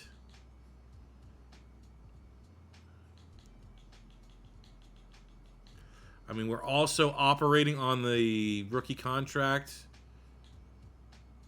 I mean, Deshaun's been sick, but 5 years, 34. Where's he going to be at 34? He's already regressing a little bit. Tyler Boyd, Davante Adams. I feel like I don't want to get in salary cap hell again. I think paying everybody here, because we have a little bit of money, is how you get into salary cap hell. So I think I'm going to come back for Ayupati. And I think for Johnson, Goodwin, Djax, we'll see. I'll think about it. Got Luke Kuechly signed to a 7-year deal. Micah Potty signed on a 3-year, $60 million deal. Mariota's a cheat code. First in yards, first in touchdowns, only 5 picks, threw in another 5 rushing touchdowns. Devontae Adams, 1,400 yards, 15 touchdowns, 1,300 yards, 11 touchdowns for Deshaun Jackson, 9 and 8 for Goodwin. Ertz was solid. Defensively, Luke Kuechly, tackle machine. 25.5 sacks, Julius Peppers, 16 from Charles Johnson, 10 from Stephon Tuitt. George Oloka leads the team with 3 picks. Marcus Mariota gets his 2nd straight NFL MVP. John Fox, once again, Coach of the Year. Julius Peppers wins Defensive Player of the Year as well as D Lineman of the Year. And Marcus Mariota gets the Top Quarterback Award. So with our rest from the wild card round, we get the Bears again. Team that I feel like we've played pretty much every time we've made the playoffs. We roll past them. Devontae Adams, 5 catches, 100 yards, 2 tutties. And we rolling. We have the 13-4 Seahawks, led by LaShawn McCoy, Jamar. Now, the Seahawks have got one over on us. They're playing decent football. Jamarcus Russell, we've been on the losing end of that, but I'd like to think Mariota, back-to-back MVPs, can outduel Jamarcus Russell, and for that, we would be correct. 27-21 Mariota with almost 400 yards, 3 touchdowns. Now, he has pretty much had an interception and turnover. Feels like in every playoff game we've had so far. But your Carolina Panthers, year 2 of the Mariota era, are in the Super Bowl against the 11-6 Houston Texans, led by Matt Ryan. They have Aaron Donald. They have Robert Mathis, who's been probably the 2nd best pass rusher in this rebuild, next to Julius Peppers. I actually wonder if he still has his single-season sack record. It is right there. 32 sacks a couple years ago. God damn, what a beast. This should be a great Super Bowl matchup. But our lineup is stacked. Mariota, 1 overall point away of being 99, the best quarterback I think I've ever had in a rebuild. As crazy as it says. Like Jordan Howard's thrived. Deshaun Jackson. I mean, we're laughing. No weaknesses on this team. And we just have the greatest defensive player, maybe the best linebacker in freaking NFL history. Also, it's Marcus Peters with the superstar dev. Let's honestly go pummel the Houston Texans and get our 4th Super Bowl. The first of many, hopefully, in the Mariota era. Let's go, young buck. Opening drive, Houston puts it on us. I mean, they got experience. So do we. It's tied up at 7. And the only way to get experience from Mariota is for him to go out here and thrive in games like this and carry us to a Super Bowl. And we're at 14-7, low-scoring game. Houston able to tie this one up at 14. We are driving to end the 4th. Let's go. Touchdown. Ooh, defense needs to bail us out here. We could be looking at overtime. 4th down. Matt Ryan, what can he do? PI? No. That's why Malcolm Butler got benched in the Super Bowl. Oh, no. All right. Mariota, can you get a touchdown? You know what you need. 4th down and 5. Let's help him out once. Let's at least give him maybe. Well, I mean, it's not automatic. But let's see if we can get them to move the chains here. And, of course, not going to let me snap the ball. Oh, there is no 2-minute warning. Sometimes there is. Come on. Come on. Got him. Boom. Devontae Adams. Here we go, baby. Mariota, 300. He's been perfect. 245, 3 touchdowns, no picks. Oh, no. Connor Barwin with a sack. I can't help them again. Damn it. Too little, too late. I don't want to say it. Do we win this game with Ryan Fitzpatrick at quarterback? I'm not answering it. I might say it, but I'm not going to answer it. We'll be back. Now again, just in case he retires. Insane. Absolutely insane. He probably has the all-time tackle record at this point. No! Oh, God damn it. After 15 years, the greatest football player of all time retires, Julius Peppers. What a beast, man. What a legend. I said at the very beginning of this rebuild, we're going to play the whole career of him. He's going to do video game-like things, and that's exactly what he did. We weren't let down. With him retiring, I'm going to freed up a little bit of funds. I'm going to give Charles Johnson. I was trying to get him on a 2-year. I'll give him the 3-year deal. We need that experience. And luckily, we drafted Yannick Ngakoue in the 2nd round last year. Dev trait pass rusher. Massive shoes to fill because he's going to be starting in Julius Pepper's spot. So where we're at, looking at where... Come on, Cardinals. Help us out here a little bit. Oh, we're picking at 11 because of the Cardinals. And we're going to ignore that TJ Watt's there. tell you that. We'll get CMC at 11. And then with our own pick, I don't know, BPA. So at pick 11, we're going to make it happen. Reuniting a man that maybe never should have got traded.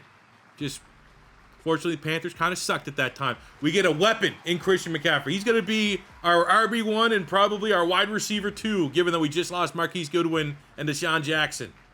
All right, so we got CMC. CMC and Jordan Howard make a nice, RB tandem.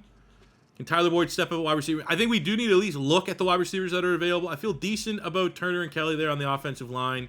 Defensively, again, BPA?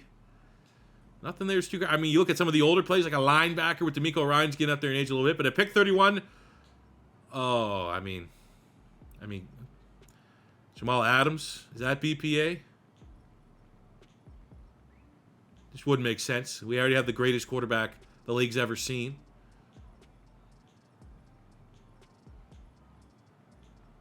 Nothing on the O-line here even worth considering. Deion Dawkins maybe at wide receiver 30. 60, 63. Oh, dude, we literally are one pick. The one time,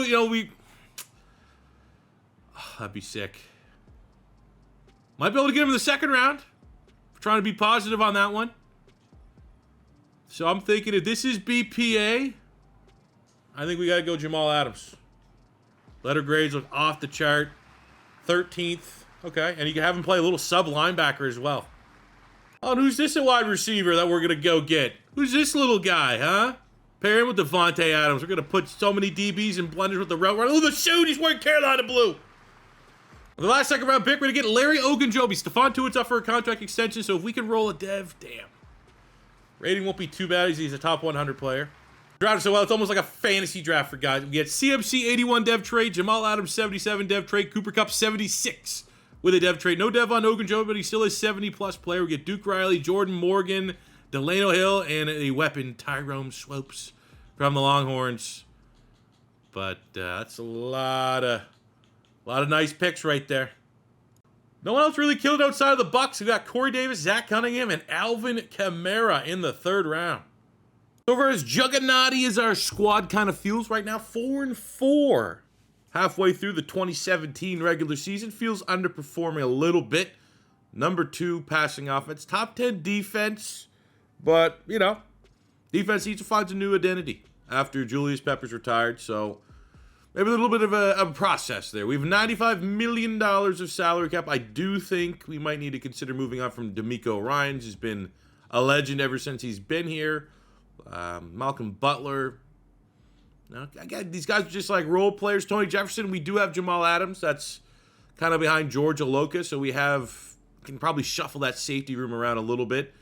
D-line is not as healthy as the other positions, so I'd love to bring back Stephon Tuitt on a 4-year, $60 million deal. And then we have Devontae Adams at wide receiver. Something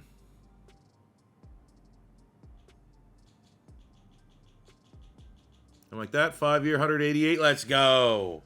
Might as well, man. We're operating on the Mariota rookie contract. Let's throw that money around while we can. So, the season, record-wise, not the best. Definitely below expectations. 9-8. That's coming off of, for the most part, we've been 13, 14 wins for the last decade, it almost feels like. But Mariota's still killing it. First in yards, 4th in touchdowns, very low interceptions.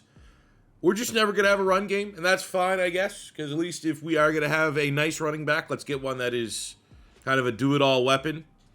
366. So it's, he's almost around 1,000 yards, which is what he's going to need to do. Ertz was solid, not so much on a touchdown front. 1,009 for Devontae Adams, 11-5 for Tyler Boyd, and rookie Cooper Kupp, 87 catches, almost 1,200 yards, and 15 touchdowns, thriving from the slot. Luke Kuechly, tackle machine.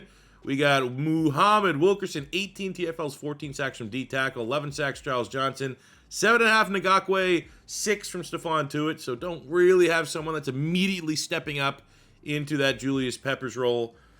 James Bradbury leads the team with 2 interceptions. What is still kind of a down year, Mariota wins his 3rd straight MVP. I will also say full shout out to Ryan Fitzmagic getting it going with the Cardinals, coming in 3rd for MVP voting. Our only other award winner was Cooper Kupp, getting Offensive Rookie of the Year with CMC right behind him. And our first round of matchup in the playoffs is the 11-6 LA Rams, who have a good run game. They're kind of like the inverse of us. We can't really run the football. They can run the football. And in the playoffs, the team that can run the football can win ugly. That is exactly what happens here. 28-23, one and done. RG3 outduels Marcus Mariota. And there's their run game, 71 yards. We just had nothing. They were able to kill the clock off. I want to be like, man, maybe we need to look at a new offensive scheme. But the fact that we got 3 MVPs in a row for our quarterback, I think that's just going to be the way we're going to win this rebuild. And, unfortunately, sometimes we'll lose that way. As it is the end of the line for D'Amico Ryans, respect the career he's been able to have here since day one, 12 years, over 1,000 tackles, 101 TFLs, 28 sacks, 11 picks. Look at the final mock draft for the 2018 NFL draft. The 2018 draft for the Panthers was a pretty good one, all things considered. First round, DJ Moore. Second round, they got Dante Jackson, corner LSU. So 2 players that are very good NFL players. With who we are selecting, unfortunately, the Cardinals were not. The Cardinals went to the Super Bowl? They won the Super Bowl! God damn it. Of course, I mean, again, I'm not going to complain too much. We finessed them on that trade. But that means fucking Ryan Fitzpatrick won the Super Bowl. Damn it. God damn it. All right, so looking at our lineup, we need a right guard. So that's somewhere we can go in the first round. Other than that, our offense, how are we only an 87 overall? Defensively, we need a linebacker, because I think we're going to line up our safety room something like this. We'll have Jamal Adams at strong safety, George Aloka more of a cover guy at free safety. So, linebacker, nickel corner, and guard. See if we can get at least 2 of those in the first round. But we have, again, 2 picks in the first, 2 in the second. Should be able to scratch those itches. So at guard, we have Braden Smith, Will Hernandez, Connor Williams, missing out on Quentin Nelson.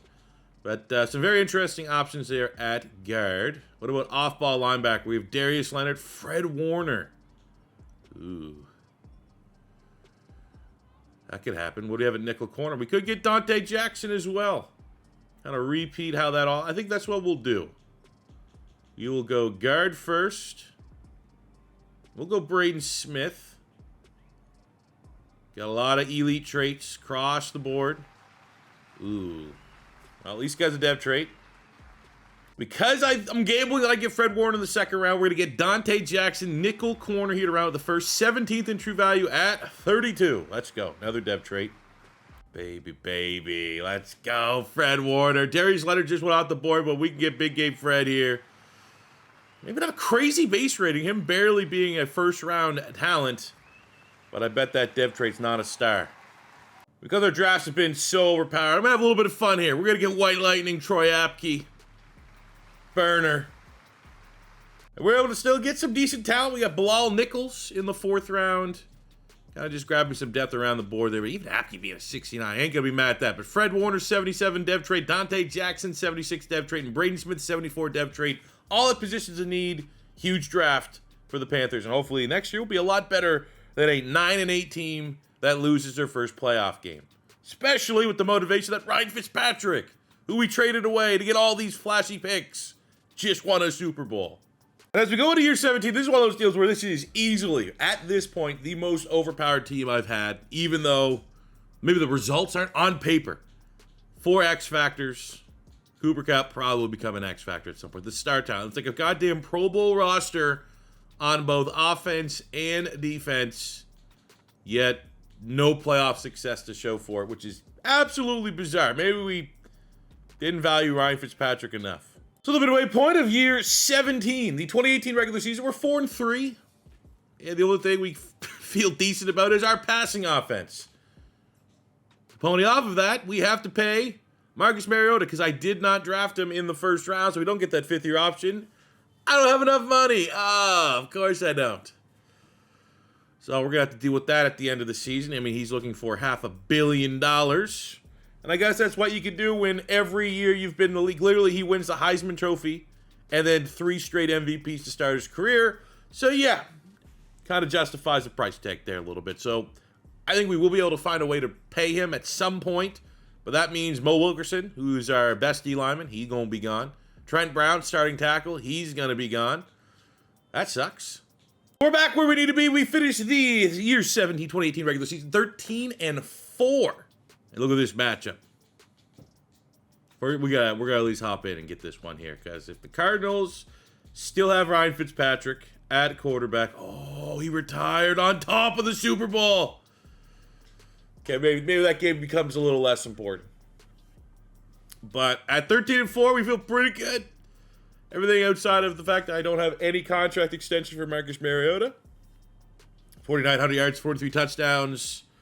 Threw another 4 in. CMC getting the job done. CMC doing his best to get over 1,000 yards of scrimmage and 15 touchdowns. So, like, he's finding a way. He's a weapon. Ertz was solid. Boyd was solid. Adams was great. Kupp was elite with 1,300 yards and 17 touchdowns. Luke Kuechly over 100 tackles, 8 TFLs, 4 sacks, 4 picks, 18 sacks from Mo Wilkerson. Of course, can't afford to pay him. The veteran Charles Johnson with 9.5, 7.5 Stephon Tuitt. Dante Jackson, the rookie out of LSU, the first-round pick, 66 tackles, and leads the team with 6 interceptions. Also, shout out Marcus Peters with the 4 picks. We end up with a lot of hardware. Mariota wins his 4th straight MVP. Never thought I'd say that in a million years in a video. John Fox gets like his 10th Coach of the Year award. We also have Dante Jackson getting Defensive Rookie of the Year, DB of the Year, and old Luke Kuechly getting Linebacker of the Year. So everyone's feeling great. Everyone had a great regular season, but this has been a team that has been a perennial underperformer in the playoffs since we've got rid of Ryan Fitzpatrick, and it fucking continues. Come on, man. How are we going to justify paying our quarterback $500 million? We've never seen him play well in the playoffs, let alone he hurt the team. We lost this game because of Marcus Mariota. And now I'm going to have to probably blow up my roster to re-sign him. Fuck. Pardon my French. So we did get a little bit of help from the salary cap. We have $63 million available, which should allow us... Why does it always... Like, I have the money! This is insane. Let me pay him the money. I have the money. This thing says I have the money. Okay? So now you're going to make me franchise tag him and then have to blow the team up. It's $80 million. So we're 16 in a row. We already knew that we were going to lose these guys. We're going to decline the 5th-year option on Bradbury. We're going to... $6 million on Ryan Kelly's actually not that bad. I'll pick up that option. I think we can work with that. But we're going to be going into the draft, which we still have. This is our last draft that we have from the Fitzpatrick trade. You know, we're going to likely have to try to strike and find a tackle and D-tackle. Ooh, yeah, we're going to have to get rid of someone. The last couple times we've been tight with salary cap. As soon as the cap goes up in the offseason, we've been in the green. We are 16 in the red. And the only starter we're going to have to lose is George Aloka. Frees up $9 million. That will get us in the green. But that's just one other position that we're going to have to find someone in the draft or rely on White Lightning. Looking at the draft for 2019, we need a left tackle, a D tackle, and a free safety. And with our picks, well, Brian Burns was the actual pick for the Panthers. He was an awesome pick for a while he was there, and then they just, actually, we didn't trade him away. We don't really need great players like that on our roster. So we got pick 24. Oh, we actually don't have the first rounders. I think we might have 2 seconds instead of a first. So I think our biggest priority is probably going to be on that D-line. Replacing Mo Wilkerson as best as we possibly can. Damn. Okay. Hey, we got to figure it out. So pick 24. Looking at the tackles. We got a bust in Andre Dillard, a role player in Titus Howard. Don't love any of those options. Elton Jenkins would be sick. He's played everywhere across the line, but we won't cheese that one too bad. Okay, so tackle is not in play in the first round. What about D tackle? D tackle not in play. What about safety? Darnell Savage, Taylor Rapp. I guess, yeah, Darnell Savage. All right. I mean, at value, and he rolls a dev trait. He's a big-time athlete. Let's go. We have to get a tackle. I don't even have a right tackle on the roster right now. So, sorry, Panther fans. You got to relive through Greg Little all over again. For our last, got to have a pick. Actually, not too bad. Draymond Jones. Could do a lot worse at D tackle. Whoa. Should probably be a little bit better than that. Hopefully that doesn't end up being our best draft haul. Savage, not too bad.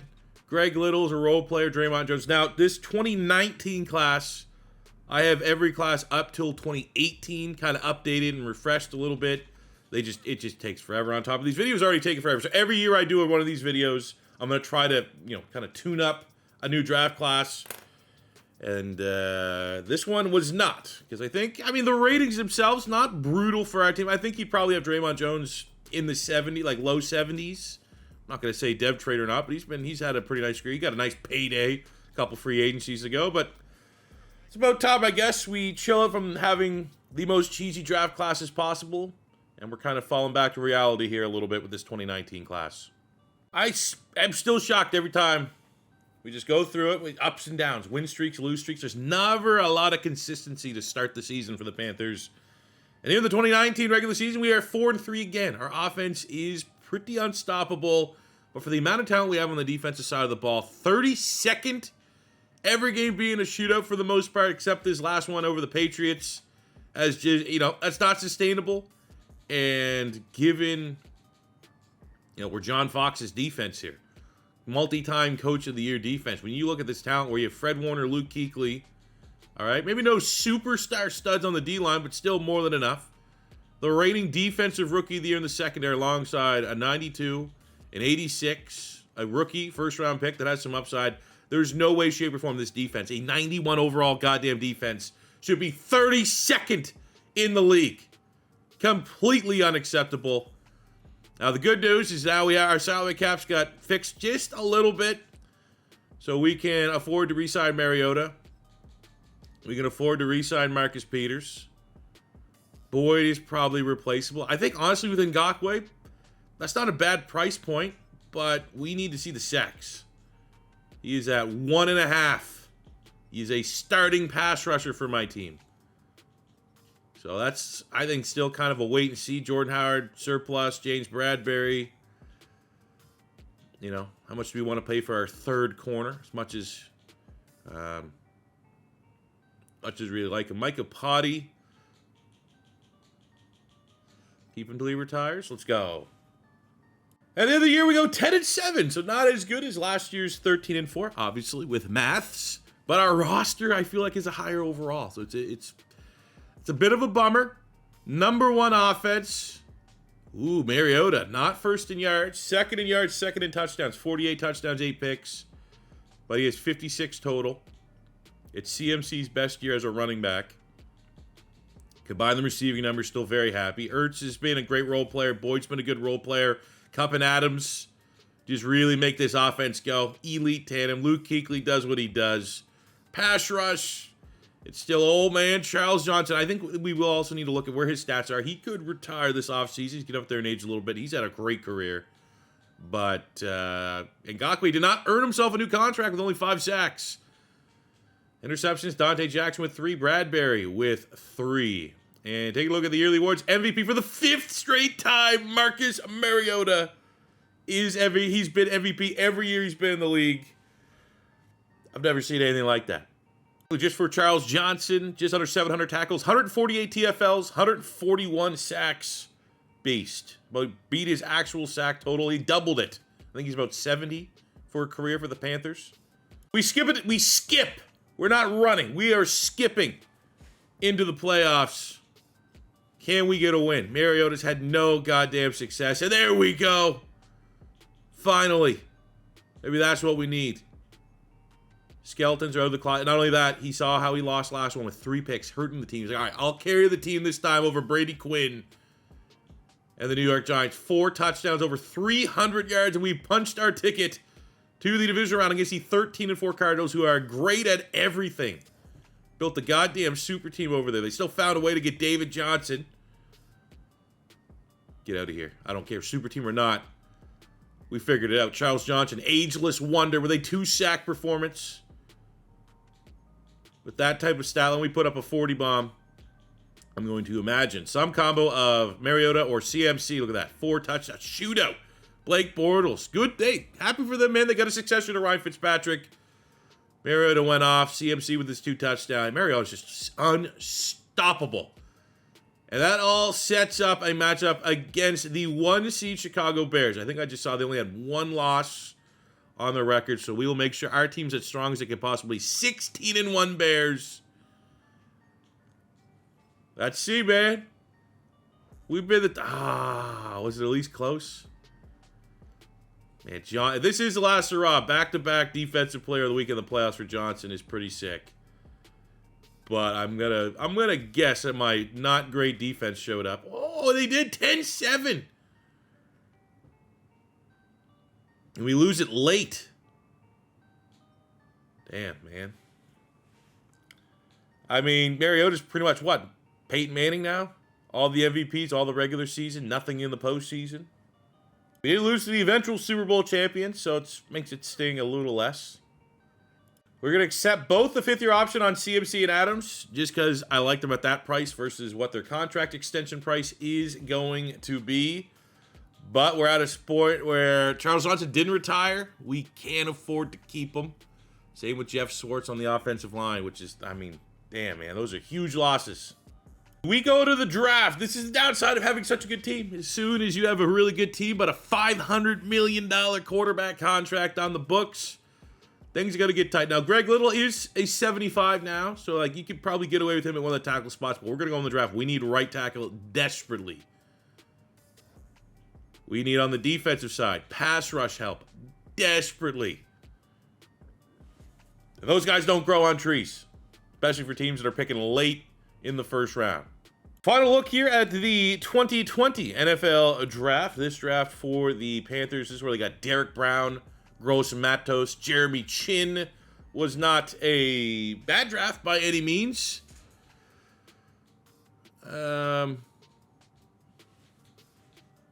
You know. Who are we? Michael Pittman. It's a great get. Not what we need, but not a bad mock draft. At pick 30, we're going to have to find somehow, some way, either an offensive tackle or a pass rusher. And what do we have? We have Ezra Cleveland.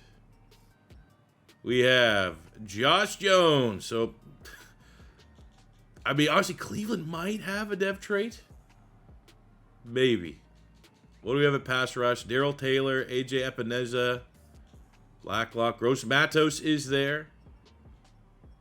Zach Bond. That's not Eagle Zach Bond. I haven't updated this class yet. Josh Uche. Alex Highsmith could be a potentially good get. I think we got to go Cleveland. I think he might have the best shot at pulling a dev trait. I could also be super off base. This is a class. Yeah. Not my draft class. So anyone that's, like, I don't know. These classes, I feel like, were made like 5 years ago before any of these players we knew if they're good or bad or not. Oh, that sucks. That's a terrible first round. Fuck! He's not a scheme fit, and as we've seen, there's a chance that he's not the player that's gone off and popped off for the Baltimore Ravens, but 4 Bs across the board from Adabuke, might be able to make that one work. Hey, there we go, 53 true value at 62. No dev trait, but at least we could probably start him and not be super worried about it. Much like Greg Little, where like he will start and should get a lot of XP, and maybe we'll make it work out that way. After the wet fart of the first round, I mean, we weren't able to follow it up much better. Jordan Fuller, I thought, was going to be a higher rating than that. But Adabuke at pass rush, I'll take that, I guess. It's probably the first time that like a lot of teams in the division had better drafts than me. Saints get Okuda and Xavier McKinney. Bucks get Henry Ruggs and Trayvon Diggs, Zach Moss, and Chase Claypool. The Falcons end up with Andrew Thomas. So again, got to update these classes at some point. But I imagine he got to have at least a dev trait, right? Let's see this. Probably a dev trait, and it could be superstar. So, yeah, probably the first time in 20 years we've had the worst draft class in the division. So as you start year 19, the team is showing cracks.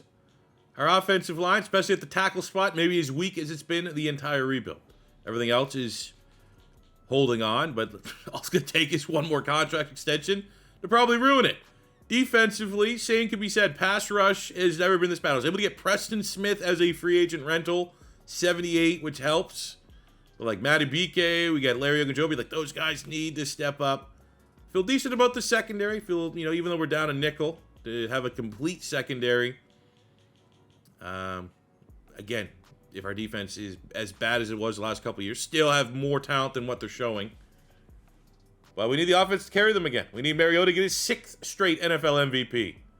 Mid-season 5-2, and it's, wow, the run game for the first time ever is good, and the defense is slightly better than the terribleness that it has been the last 2 years. So that's a win. This is the worst part of this rebuild right now, is when we get to look at the contract extensions, because we have no money. So Cooper Kupp, Ryan Kelly, Preston Smith, Ogunjobi, all those guys are starters.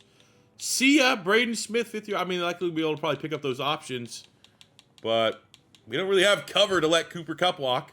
I think with the amount of holes and how not well we've been drafting the last 2 seasons, the fact that we're still 13-4,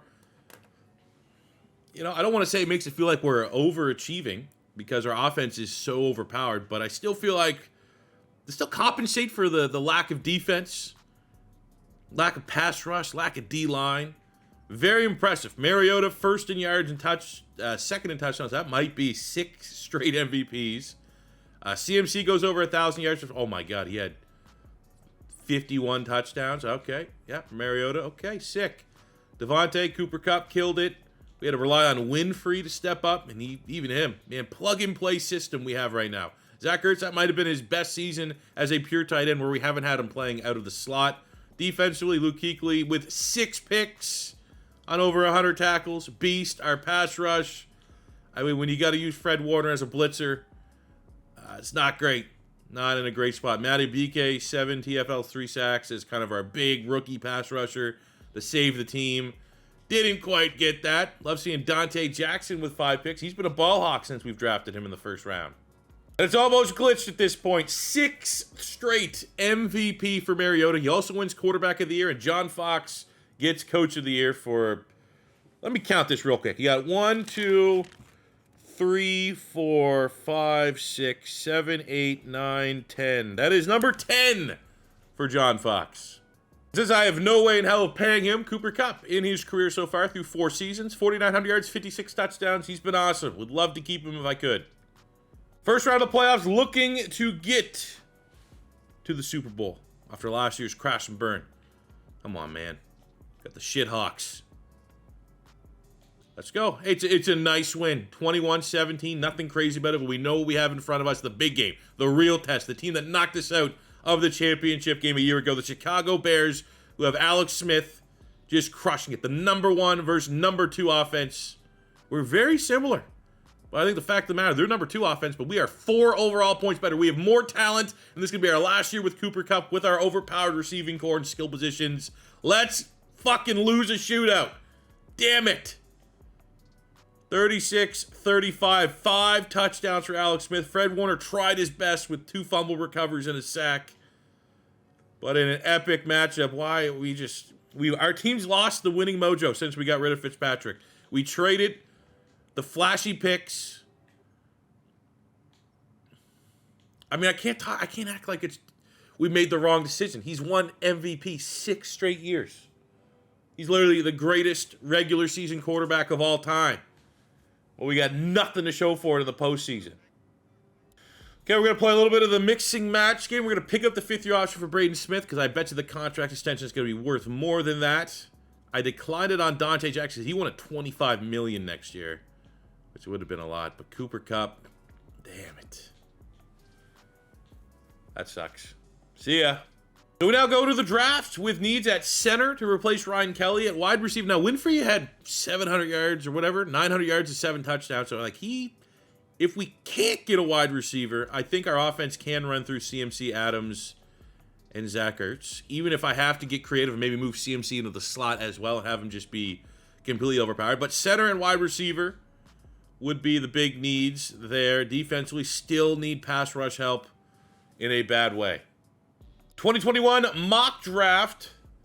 A lot of good talent at the top end. J.C. Horn, the Horn Dog, was the pick of the Panthers that year.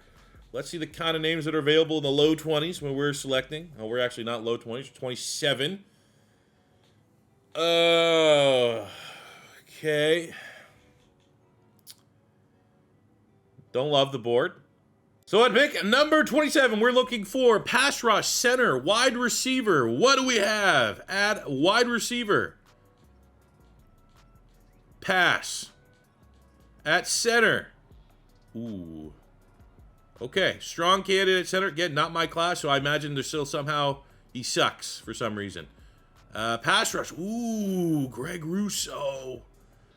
We got options. Greg Rousseau, Phillips. That's where we're going to go, though, I think. Boom. Boom. Don't even think twice. This guy's an absolute stud. Of course, he's not that great. And, of course, he doesn't have a dev trait. I got to fix these classes. I got to go around and bite the bullet and do it. This is brutal. You know what? This is just karma. This is karma for me taking advantage and trading Fitzpatrick for all those picks.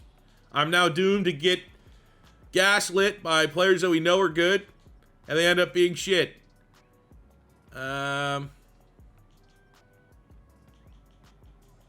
Look at these centers. D's and pass block and run block. Like, you just don't want to draft anybody. These classes are fucking dog shit. Nico Collins is good. Is he even as good as he is in real life? Come on, he's a 1,000. Okay, that's not bad. 66 to 59. Can't buy a dev trait to save our life.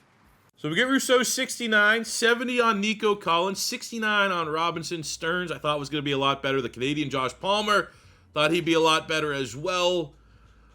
But again, it's just, we will stop deflecting and blaming the draft classes that I haven't been able to, get ready for this series. And we're just going to say it's karma for the last, the super drafts that we had. That draft where we got Dante Jackson, Fred Warner, Braden Smith. Or the draft before where we got CMC, Jamal Adams, Cooper Kupp. You have those types of drafts. And then you get the bounces, the checks and balances, which are these ones. How do they not one of those guys have a dev trait? Year 20. So we got 3 years left. And if we have like Mariota win MVP every year that he's been in the league and not won Super Bowl, I'm going to be very upset. But last couple classes haven't been helped out. Luckily, we're getting Max Turk, a 75 center off free agency to kind of help the offensive line stay together. But looking at wide receiver with Nico Collins having to be wide receiver too, I'm going to go with the little game where we have CMC at running back and slot wide receiver. So we're going to see a little bit more out of Rodney Anderson, who I did like when he was in college. Defensively, Matt Abuke and Greg Rousseau at pass rush. Would love for one of these guys to pop a dev trait. But everywhere else, I feel pretty good about the rest of the defense. And let's see how far Mariota can carry us this year. In mid-season, weirdly enough, offense real good. Defense, not an 88 defense, to be 29th in the league. Hey, okay. Well, let's see what we got here. Mike Upati can't afford you. So thank you very much for your service. You've been a great guy. We have Stephon Tuitt at D-tackle. Got to try to keep him there. Even though no one on the defense, I don't think has been deserving of contract extensions. We kind of need to get Fred Warner. Of course, just getting pass rush money. Love that. Dante Jackson's been one of the best corners in the NFL since we've drafted him, so we're going to get him on a 5-year. CMC is a complete weapon for our offense, 6-year for him. And we're just back in salary cap hell again. No worries about it. $100 million for Jamal Adams, can't afford it. $87 million for Zach Ertz, can't afford it. Wish we had comp picks. I'd love to be able to draft more good players with normal dev traits. And we finished the season 11-6. When we look at our rankings, very similar to the last couple years. However, the streak's over. Mariota, 4,500 yards, 38 touchdowns. 40 bomb with the rushing touchdowns. So still really good season. CMC did well. We got Jaleel Scott. There's a name I haven't heard in a minute. He stepped up a little bit. CMC in the slot. I guess it wouldn't really allow me to break the game. Devontae leads the room. Luke Kuechly, tackle machine. Our pass rush is still non-existent. Love seeing Greg Rousseau, the rookie, with 2 sacks. It's huge. Dante Jackson has been Probably him and Luke Kuechly have been the most consistent guys on our defense. To it as well. After 6 straight MVPs, Josh Allen takes the crown. Mariota in the top 3. But it ends at 6. Because we can't afford him, Zach Ertz, appreciate everything he's done. Been here since we drafted him, over 700 catches, 7,800 yards, and 55 touchdowns. Well, this will be the first playoff run. I got no expectations. Our team kind of sucks. But it'd be cool if we can get hot. Cool if Mariota can now be pissed off, motivated after his MVP streak ends. And he does that with a 350-yard, 5-touchdown performance over the Bears team that has sent us home more often than not in the playoffs. We are now in the 12-5 49ers, led by cheat code Josh Allen, who had 50 touchdowns this year. Let's see it. Damn it. It's close, but no cigar. 24-17. Neither quarterback played their best. Advantage, maybe, yeah. Probably Todd Gurley getting in the end zone versus CMC not. At least one of our guys, we don't have to watch him go somewhere else, is Mike Upati retires after 12 full seasons. A couple Super Bowls in there with the Panthers. Now, with our money that we got from Iupati retiring, we could probably throw a contract. We're going to decline that 5th-year option on Darnell Savage. Ertz makes the most sense. Oh, no, what did I just do? That's who I want to bring back. Because I don't think we can. Because we just haven't got any production from Jamal Adams. 2 picks in his career. He's not even getting a lot of TFLs. I mean, maybe we don't. Maybe we roll this money over so we're not in cap hell next season to go into the final year of this rebuild. Maybe that's the best plan. So we go into the draft. Nico Collins up to a 77. We need a center still. We need a tight end. Defensively, it's the exact same. Like, pass rush would be helpful, but safety would be the biggest need. So safety, tight end, center. We look at the 2022 NFL draft for the Panthers. This was an Ike Ekwonu class. Which, I mean, that's still very much undecided. But for where we are currently projected to pick at 25, Zion Johnson at guard. I mean, he could play. Linderbaum would be a great pick. I can live with that. Even though I don't love center in the first round, or even Kyle Hamilton at safety could be a great pick. So at pick 25, your Carolina Panthers, who need center, safety, tight. What do we got at tight end? Ooh, McBride. If we get McBride in the second round, that'd be pretty cool. Center in Linderbaum. Does he actually look legit? B pass block, combine, very good. But center's not super important. D tackle, not. I think we got to go Hamilton. Got it. I think we can't think twice about it. Got our Jamal Adams. We're getting production out of Jamal Adams. Maybe we will out of Kyle Hamilton. And then at tight end, he got to be good in this class. He was the Mackey winner. He was the best tight end in college football. He's been a beast. There we go. 46. No dev trade, because of course not. But I feel decent about that rating in Trey McBride. So it ends up being a decent haul outside of center, which we strategically, I guess, pivoted off. I thought Braxton Jones would be a lot better. Current starting tackle for the Bears. But we get Leo Chenal at linebacker, 70. Freak of nature athlete. Trey McBride, 72. And Hamilton at 76. All in all, a bounce-back draft from the last couple years. We'll say, having Aiden Hutchinson come to the division certainly doesn't feel great. And mid-season, dude, I don't know. I don't know how, if we're going to be able to save it. Our fell off a cliff for some reason. I guess Zach Ertz, we need that tight end. Went from very good to not very good. Hey, at least we got a player of the week performance from the rookie Kyle Hamilton. That contract's nice that we have a little bit of money, $91 million. We got to keep Devontae Adams. He's literally our only good receiver. We have Braden Smith, who's one of our best linemen. Lock him in for the rest of the rebuild. $35 million remaining. We'll get Marcus Peters back on a 1-year deal. Never thought, I can't afford to pay Greg Little, would be words I'd say. Or even Darnell Savage. Damn it. Almost poetic.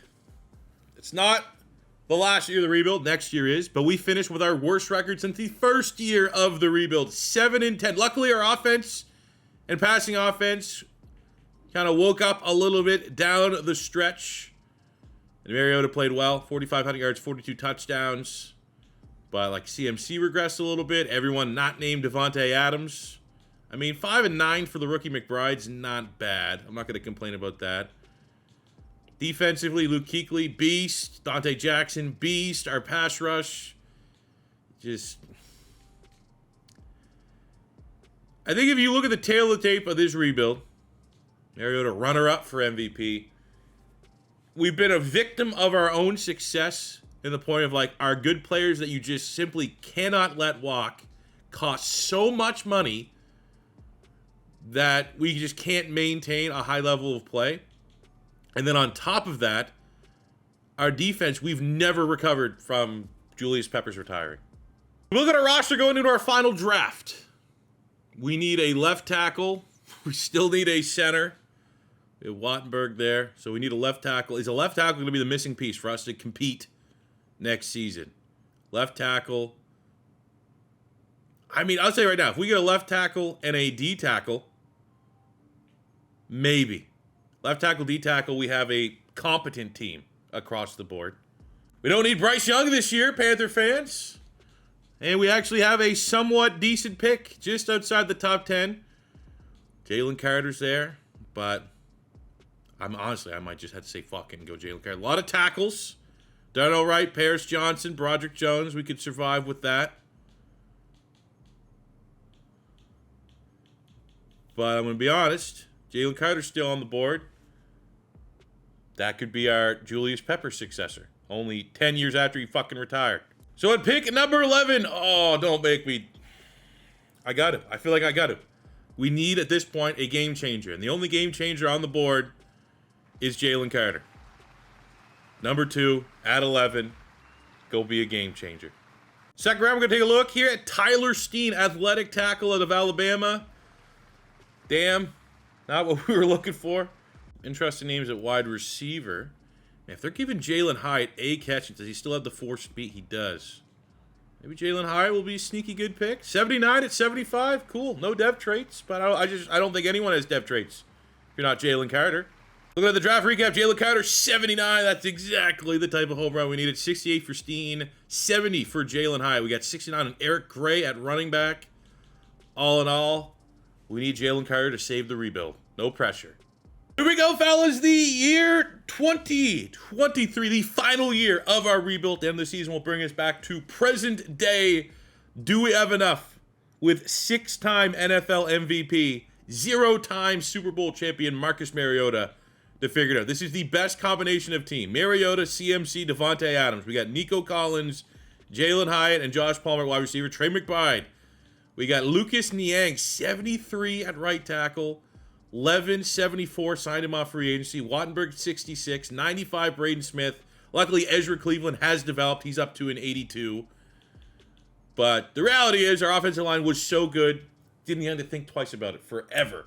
And now our offensive line is average at best. And that's maybe being generous. On the defensive side of the ball, I feel a little bit better about our D-line. Madubuike, Tuitt, Jalen Carter, and Greg Rousseau. That should be solid. I mean, our corner room all have dev traits led by Dante Jackson, who's been exceptional since we brought him in. Kuechly and Fred Warner give us the best linebacking duo in the league. We have Hamilton to kind of pick up the slack a little bit for Stearns not being elite. But, I mean, again, overall, this is a very good defense. We probably have a top 5 defense on paper. Offensively, if you're looking at it from a just pure skill position standpoint, might be the best in the league. We need at least a chance to make the playoffs. 7-10, what we did last year, we cannot finish it that way. To pause mid-season, we are 5-2, so we're on pace to at least have a chance to finish this thing out with a Super Bowl. And we did, at minimum, what we needed to do. 12-5 for the Carolina Panthers in the final of the rebuild. Offense, very good. Defense, not worst in the league, so that's better than what we've had. We win the NFC South for the 13th time in 22 seasons, which is really good. Dominance. Looking at our numbers, 4,500 yards, 38 touchdowns, 21 picks for Mariota's not $500 million quarterback play. 14 rushing touchdowns out of the blue, certainly is. 52 touch. Jesus Christ. CMC was all right. Devontae Adams crushed it, 1,500 yards, 17 touchdowns. Nico Collins, I mean, just kind of role play numbers for everybody else. Defensively, Luke Kuechly, just tackle machine. 2 at 8.5 sacks, 5 sacks on 14 TFLs for Jalen Carter. Not as great as I thought it was going to be. I've already sneak peeked at the yearly awards. Now, I think 52 touchdowns needs to be better than 5th place. But we do get Coach of the Year for the final time, the 11th time John Fox has won it in this rebuild. Now, because we know it's the last year, let's do a little housekeeping with the records for this rebuild. Wow, Des Bryant broke Jerry Rice's record for touchdowns in a career, which is cool. And no one has topped Julius Peppers' 326 sacks for season records. Let's see, anything that stands out?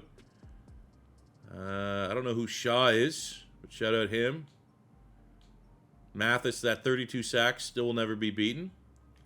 What about for our beloved Carolina Panthers? Ryan Fitzpatrick finishes as the all-time leader in passing yards. Mariota passing touch. I love that.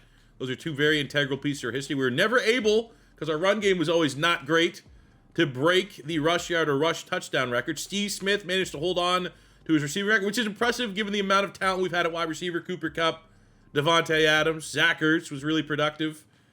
Never had anyone beat the interceptions. We've had some really good corners on this team. And then Peppers there with, I don't know why it doesn't have the actual number of sacks that he had, but that's still pretty cool. And I wonder for Panthers single season record. Mariota with yards, touchdowns. We've never, again, the run game, never been on point. Devontae Adams has a record for most receiving yards. Steve Smith still holds it for receiving touchdowns. CMC with receptions. That is not our CMC. That is in real life CMC. 28 sacks with the most we ever had with Julius Peppers. We'll get the career stats here. Mariota on 43,000 yards passing, 376 touchdowns, 90 picks, 6 NFL MVPs.